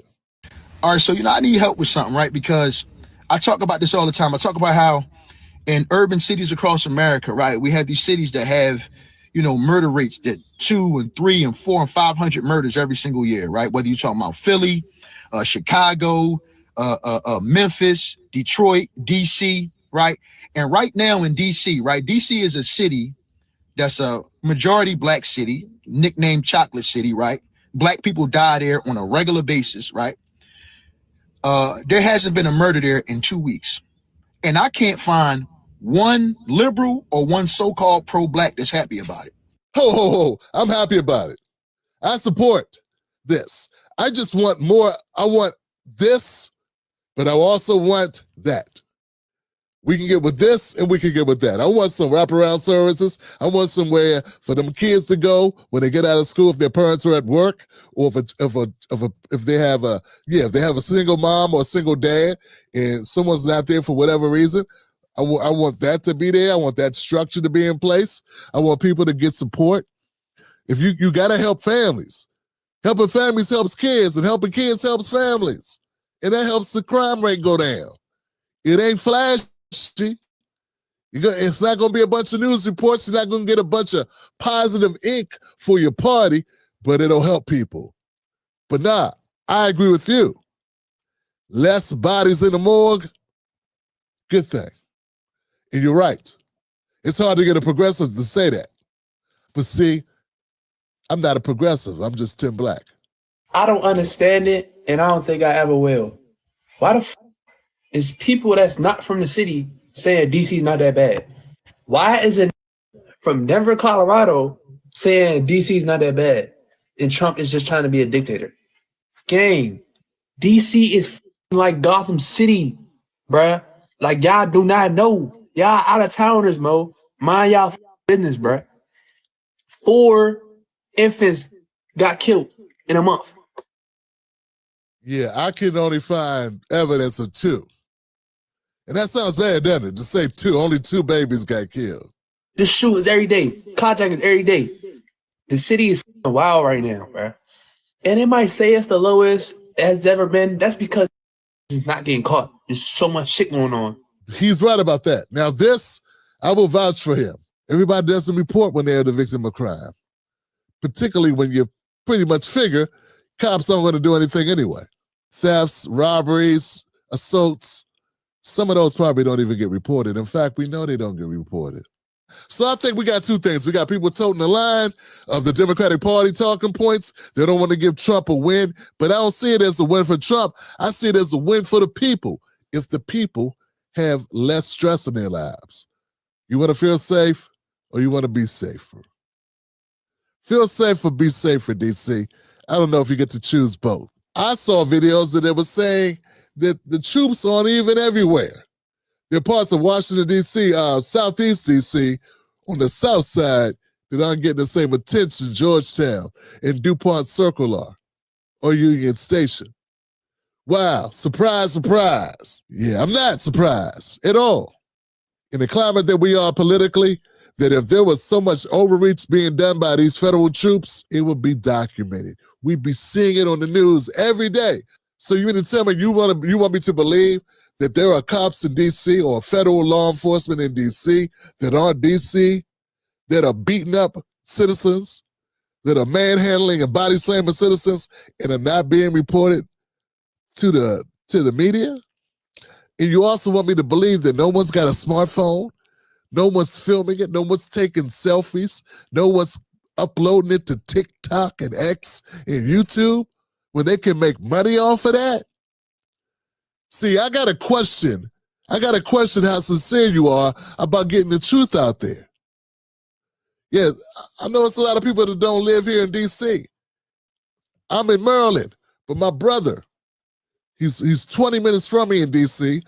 He lives in D.C., he works in D.C., and you know what? He's happy. He's happy that there are more law enforcement on the streets. He feels better. He works for Metro, and he says, we needed this. This is a benefit. Some of the young people are out of control, and it's nothing you can do with them. So I'm being educated just like you're being educated. In fact, he gave me an earful. We talked for quite some time about what he's seeing. Now, they got these checkpoints where they mess with people. They pull you over. They check you for tinted windows. Checking if you got insurance. Yeah, I seen some poor use of National Guards cleaning up parks or what have you around D.C. And that's a waste of taxpayer money, but I'm not hearing about people getting beat up by these law enforcement personnel or shootings or brutality taking place. What I'm hearing mostly what I'm hearing is positive. D.C. is very blue. If it's good or not, we're going to have people in D.C. not like it. just because they're programmed, anything Trump does, to reject it. And sometimes for good reason. Sometimes not. You get less trust in your DC government. You don't know what Mayor Bowers is going to do tomorrow, and you didn't expect her to do this. It wasn't in your bingo card. But if there's less bodies, if there's less assaults and rapes and carjackings, is it worth it? And if Trump gives more resources to the DC area, to the city, is that a win? And if that's not a win, is going back to the way things were before this a win? And if it's a win, is it a win for the people of DC, or is it a win for the Democratic Party coming up into the midterms? Let me know what you think, Wolfpack. This, I gotta hear it. I'm Tim Black. I see you tonight, 10:30 Eastern Standard Time, right here on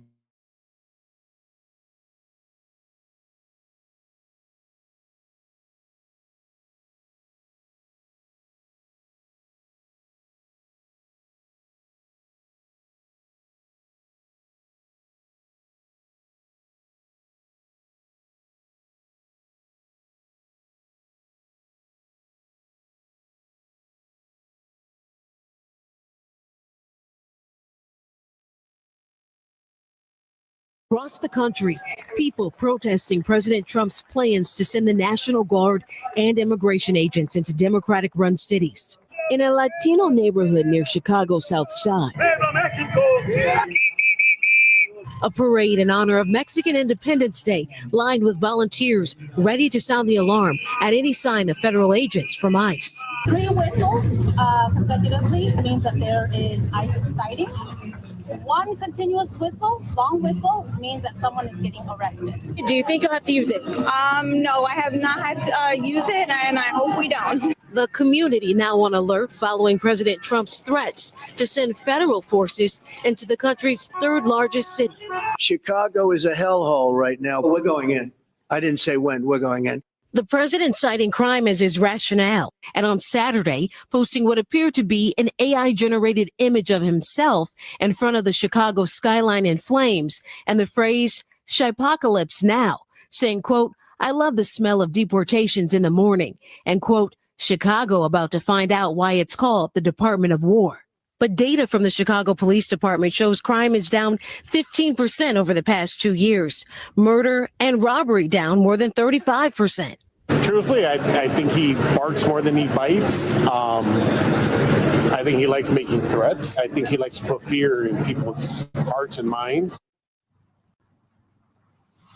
And one of the protesters telling me fear is contagious, but also saying so is courage. And Illinois Governor J.B. Pritzker responding to President Trump yesterday, posting this tweet, which says the president of the United States is threatening to go to war with an American city. This is not a joke. This is not normal. Willie? And many experts pointing out there's a clear constitutional problem for the president here, making it different than Washington. Yeah, I saw this, man. This is Trump, man. Trump is crazy for this meme he put out, fam. Chicago about to find out why it's called the Department of War. Because we got ourselves a situation where we got a lot of people who want to FAFO. Take a look real quick back. I want to glance back for a second. There were people protesting about the guard coming in. I couldn't help but notice, because I got eyesight. It works sometimes. But there were no black people there. I don't remember seeing any black people in the protesting. Looking at the footage, it looks very light brown. That's all I'm saying. I see a sea of light brown faces. And all I'm saying is, I do not think the majority of black Americans are so opposed to National Guard coming in. Before we go any further, let me let you know the Tim Black Wolfpack is dedicated, committed, 10 toes down to reporting the truth, unbiased, and not working for any political party. If that sounds good to you, go to jointimblack.com, become a member of the Tim Black Wolfpack. And all I'm saying is, I do not think the majority of black Americans are so opposed to National Guard coming in. Yeah, I know Mark Lamont Hill and Van Lathan and Dr. Jason Johnson and Joy Reid and, I know all of the Democrat talking heads are. I know they're against it.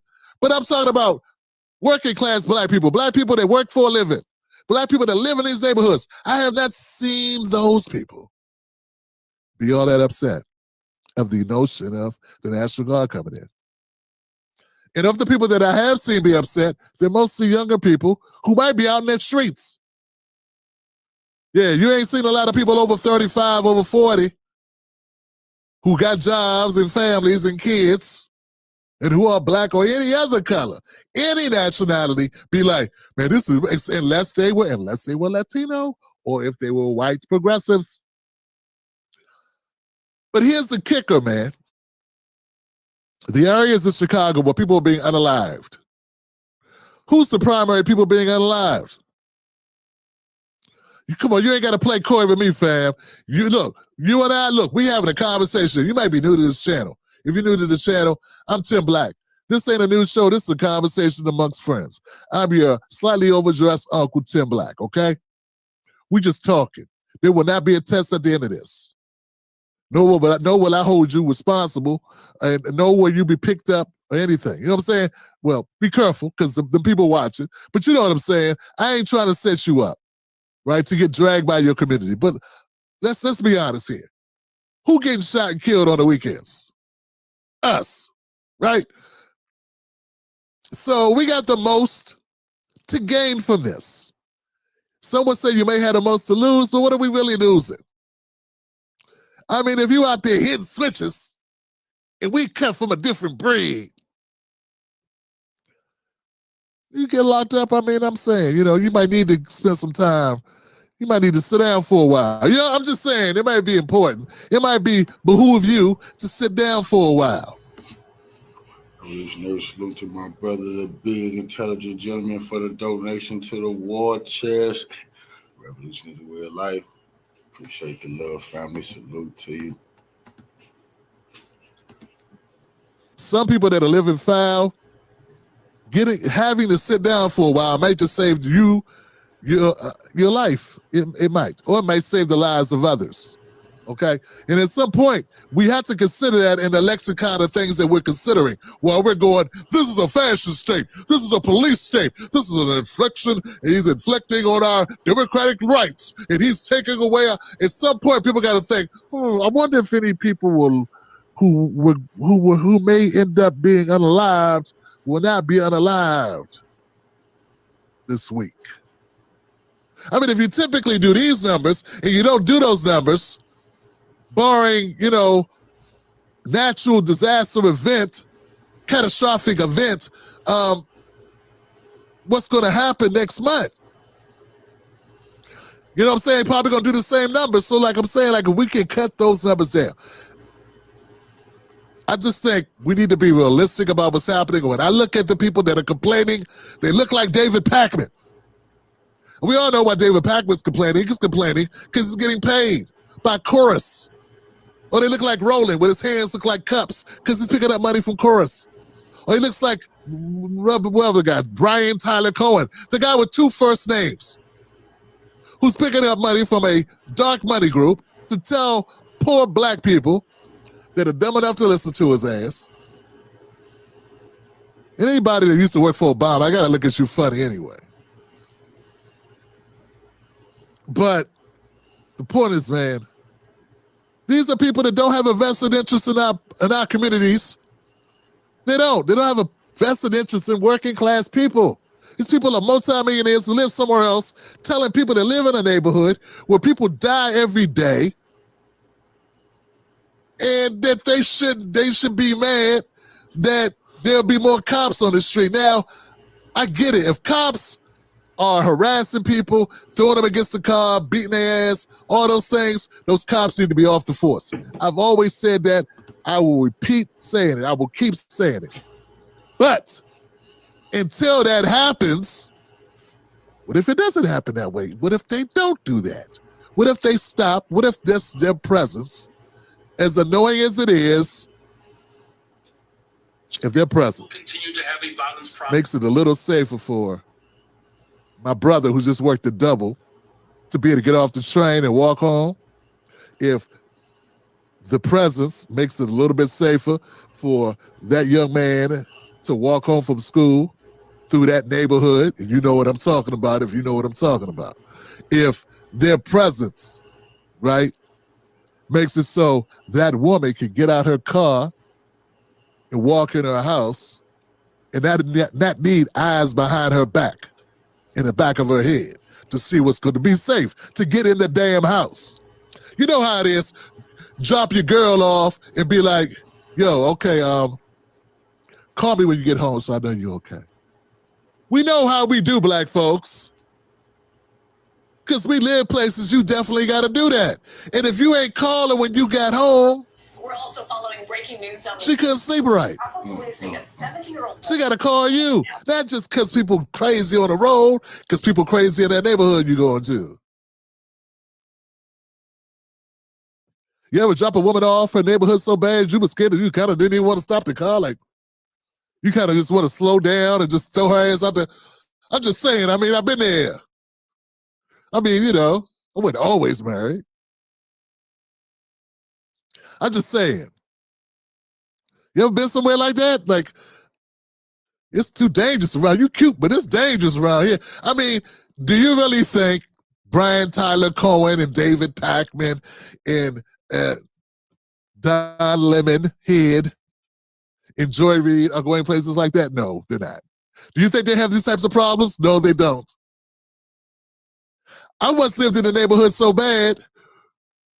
I remember we were sitting in the living room talking, me and my roommate and a couple guys were sitting in the roommate talking. We was having a couple beers, about to watch the game, and I heard automatic gunfire. We all dove on the ground, Johnson, just out of nowhere, broad daylight, on a Sunday, waiting for the Redskins to play. It wasn't the 4th of July or nothing. Do you think that happens?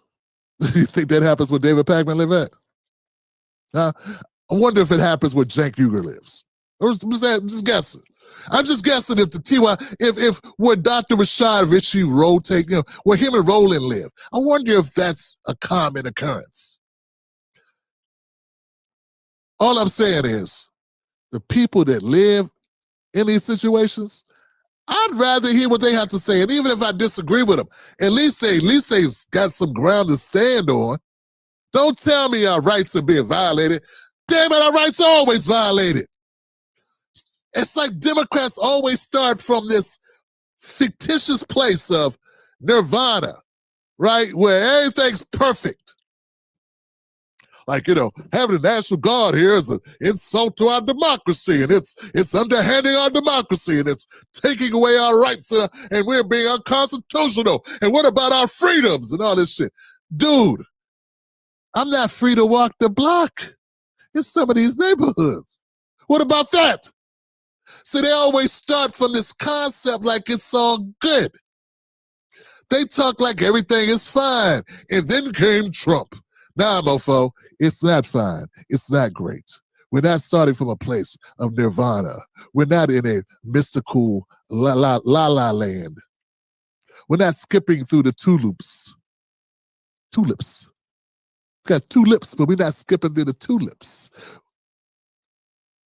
Right? We're dealing with, some of us are dealing with real life bad type situations. And it's not all the time, but you just never know how it's going to jump off. Like some places are not every place is Chirac. But you mean to tell me you don't think Chirac might need some help? That's really what you think? Now, we could stay on this all night. I got more content to get to on this topic.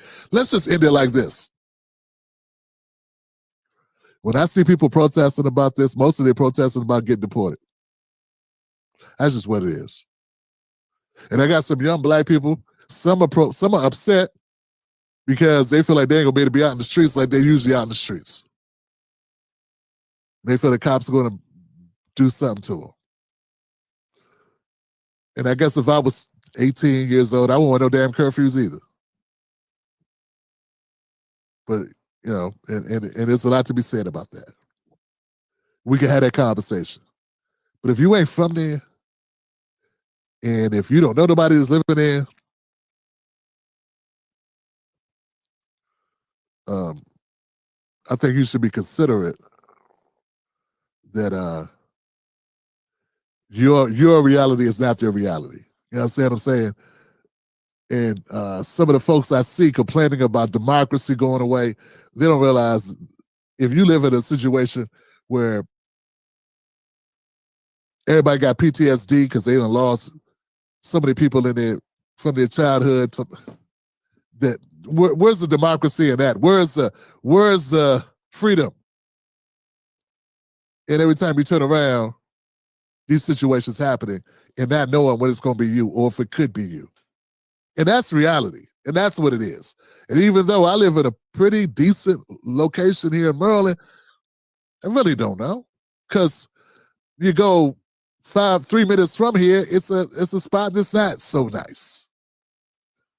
Or, where shit goes down and it's just there. All right, let's keep it going, fam. Hope that makes sense. Let me know what y'all think in the comment section below, fam. Yeah, I see people that are not.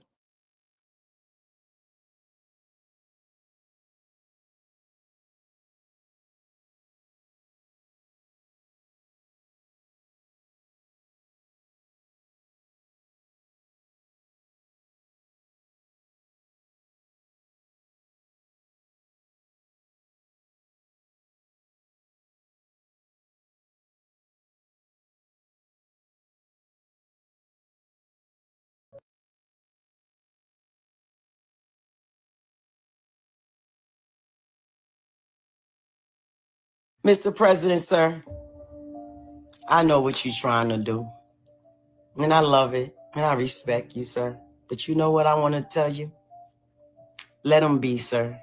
Let them bury their kids every single day. Because that's what they want. They want to fly balloons and light candles and RIP and make t-shirts every day. Let them be. Just let them be. Because those who is fighting you right now to save their children, let them bury their children. Let Ray and Craig and Pookie and Jose and Julio and Ethan and Brad, let them run that. Let them. Because see, those don't love them. They did to take, steal, rob, destroy, vandalize, and unalive their babies. And they know it. They know it. But they love them more than they love their children. So, Mr. President, and I said it, let them go fly balloons every day. They're accustomed to that. They love the criminals more than they love their freaking kids. And these black leaders they listening to, they don't even know. They don't even know. They hate black people more than the white man ever did on this land. They don't know that. Because these black people that's in Democrat Party is not American. They're not us. They hate us more than the white man. So let them go ahead. Just let them be. Let them bury their kids every day. I'm tired. Wow. Wow. How many of you guys feel the way that this young lady feels? How many of you all feel like that? The president has a heart for the American people. All these folks out there, calling them racist and this, that, and the third, but he's the only president that I can think of that has said that, hey, these communities that are dangerous, we got to do something about it. There are entirely too many people dying in these communities. Young black men, young black women, children perishing in these communities. This is the first president that has said, I am going to do something about it. And you have Democrats and quote unquote black leaders, although I think that is such a farce. But you have these people out here fighting against it. You have people in the community fighting against it. And it's so unfortunate. It's so unfortunate, man, because there are a lot of good people in the neighborhoods in what they would call the hood that are good people. They just don't have the means to get up out of there. So to an extent, I understand the frustration. I understand where this young woman, where her mind is. I get it. But on the flip side of that, as someone who has a compassion for people, and I know that there are a lot of good people in these communities. Heck, I was one of those people that once upon a time lived in these communities. I was one of those kids riding a bike, big wheel, playing ball in these communities. So I have a compassion for these people. And I truly believe that the president wants to see these cities safe. He wants to see the citizens in these cities safe. But I'm also a firm believer, and I understand that you can't help people that aren't willing to help themselves. You can't want more out of life for people than they want for themselves. So maybe the solve isn't sending the National Guard into these communities. Maybe that's not the solve. Maybe the solve is asking any law-abiding citizen that wants out of those communities, wants to get their children out of those communities. Give them an opportunity. Give them the ability to move. Now, you got to keep your shenanigans. Don't bring the shenanigans with you.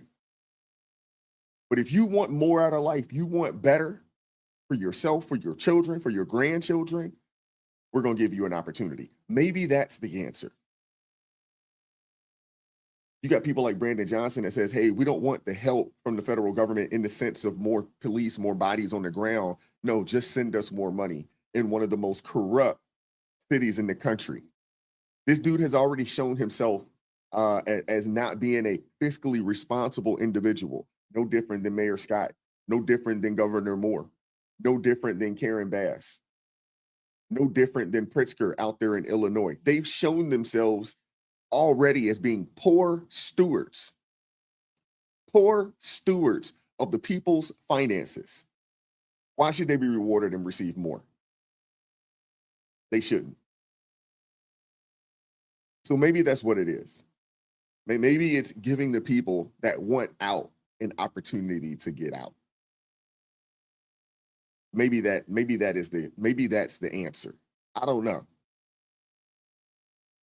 But this young woman at the beginning of this video here that opened this thing up, I understand her sentiment. I do. What really saddens me is the fact that you have Black people, you have Hispanic people that don't live in these communities. Maybe once upon a time they did, but they got out. They're fighting and marching for these people to continue to stay in these very dangerous communities. Although they got out and have zero interest in moving back. The other thing that bothers me is that you have these white liberals out there that don't know anything about these communities. They just hate Trump so much that they're willing to fight, march, protest, anything that this man wants to implement, even if it would save lives. Because the reality of it is they don't care about Black lives either. They don't care about the poor people that live in these communities either. They just hate Trump and anything that he wants to implement that would help the people, would help the community, would help the city, states, and ultimately our country. They're going to fight it, tooth and nail because of their disdain for the president. But I want to hear from you guys in the comment section. What are your thoughts? What are your thoughts on this young lady? Is she on to something? Should the president continue to move forward with sending the National Guard into some of these cities out there? Baltimore, Chicago, St. Louis, Memphis, New Orleans, LA. Or should he just say, you know what? Y'all got it. Y'all got it. No, we can't. But maybe give a path to the good people that do live in these communities that want out. Maybe give them a path. Outrageous BS. Any longer. Let me know your thoughts in the comment section. Like, share, subscribe, turn on the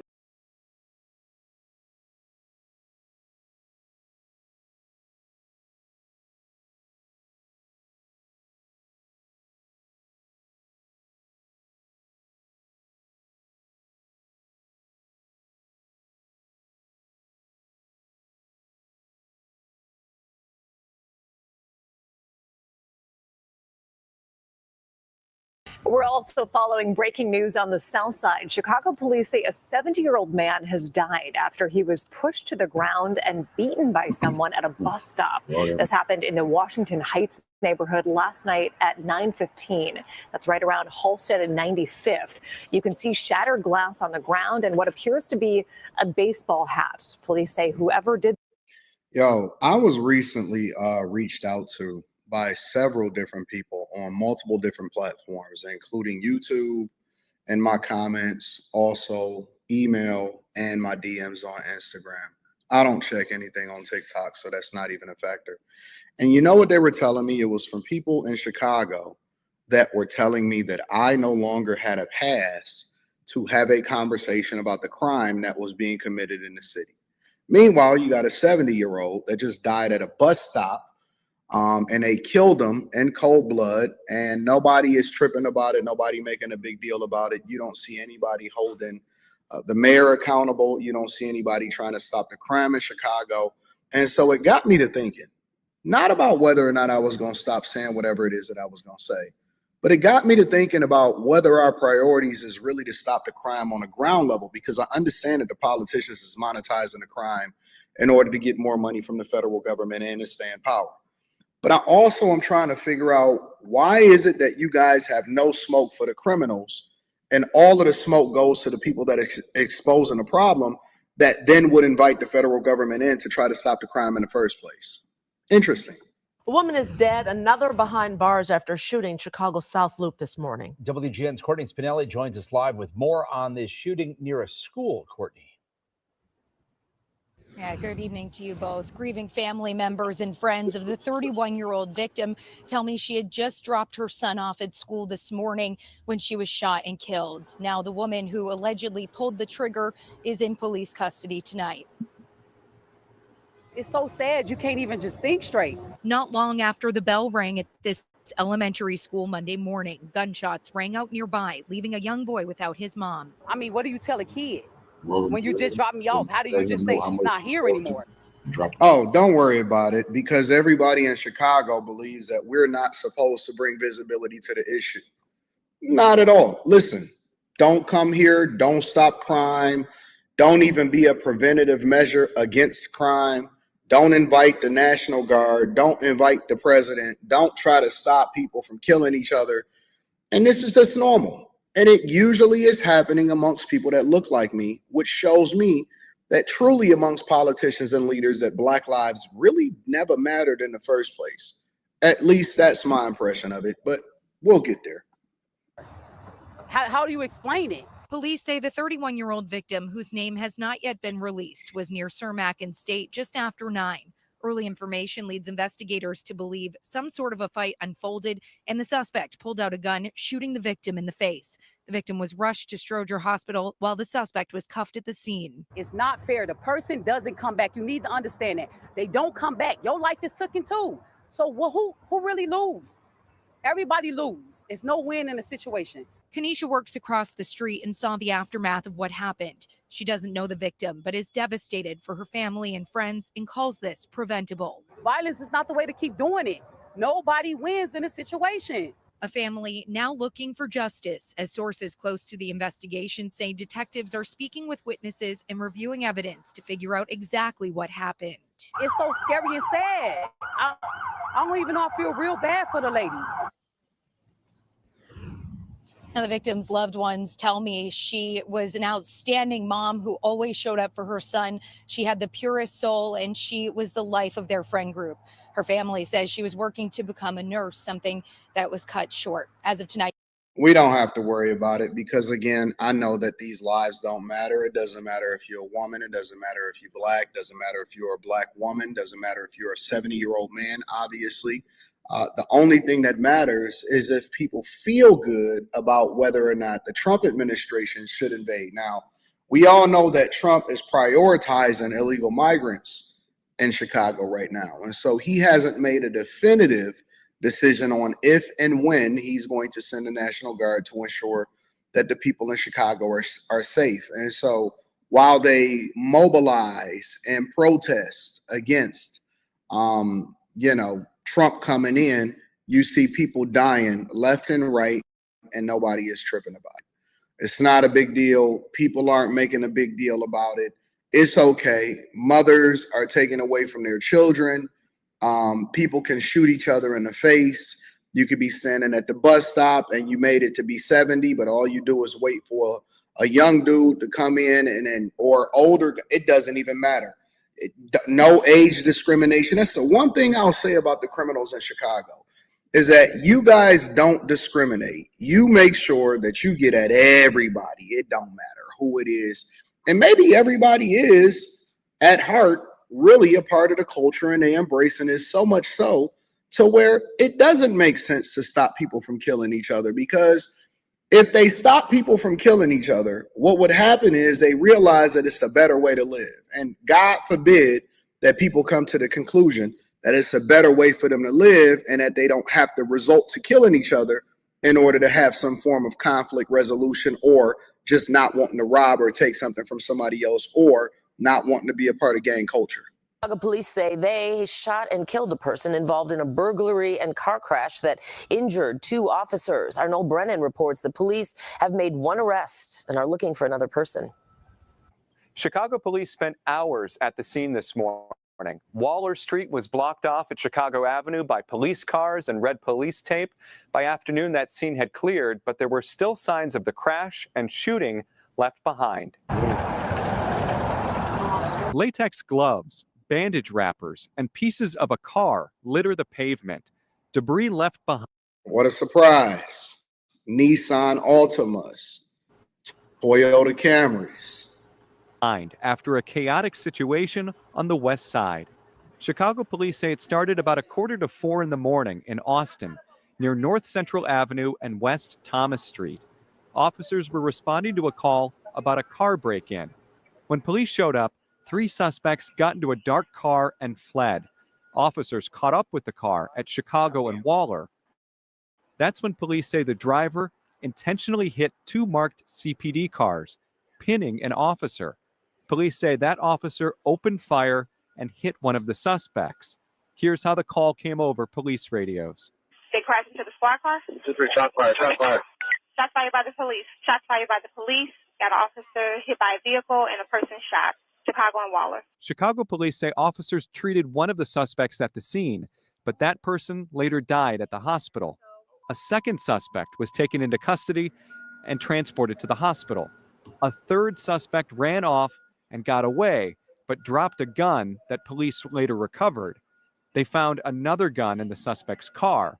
2 officers were also taken to the hospital with non-life-threatening injuries. It's unclear if more than 1 officer opened fire. Chicago police say any officer involved in the shooting will be placed on desk duty for at least 30 days. The Civilian Office of Police Accountability, or COPA, is just beginning its investigation.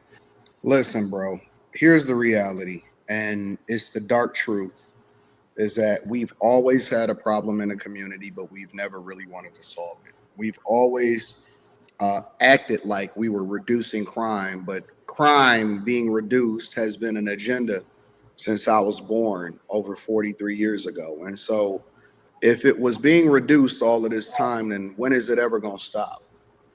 We like to pretend like we actually doing something, but the only thing that we doing is continuing to take money out of the pockets. And when I say take money, I'm talking about politicians, taxpayers, taking their money, you know what I'm saying, stealing property, and then continuing to act like they're doing something and they're going to implement change when you're getting the same old thing that you've been getting before. Let me know what y'all think inside of the comments. This has all been happening over the last 24 hours. Let me know what y'all think inside of the comments. Make sure y'all tap into the Patreon. Link is in the description. Each channel, 40% off your first order, 20%.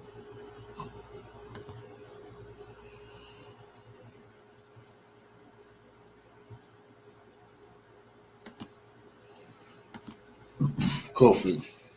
Follow me.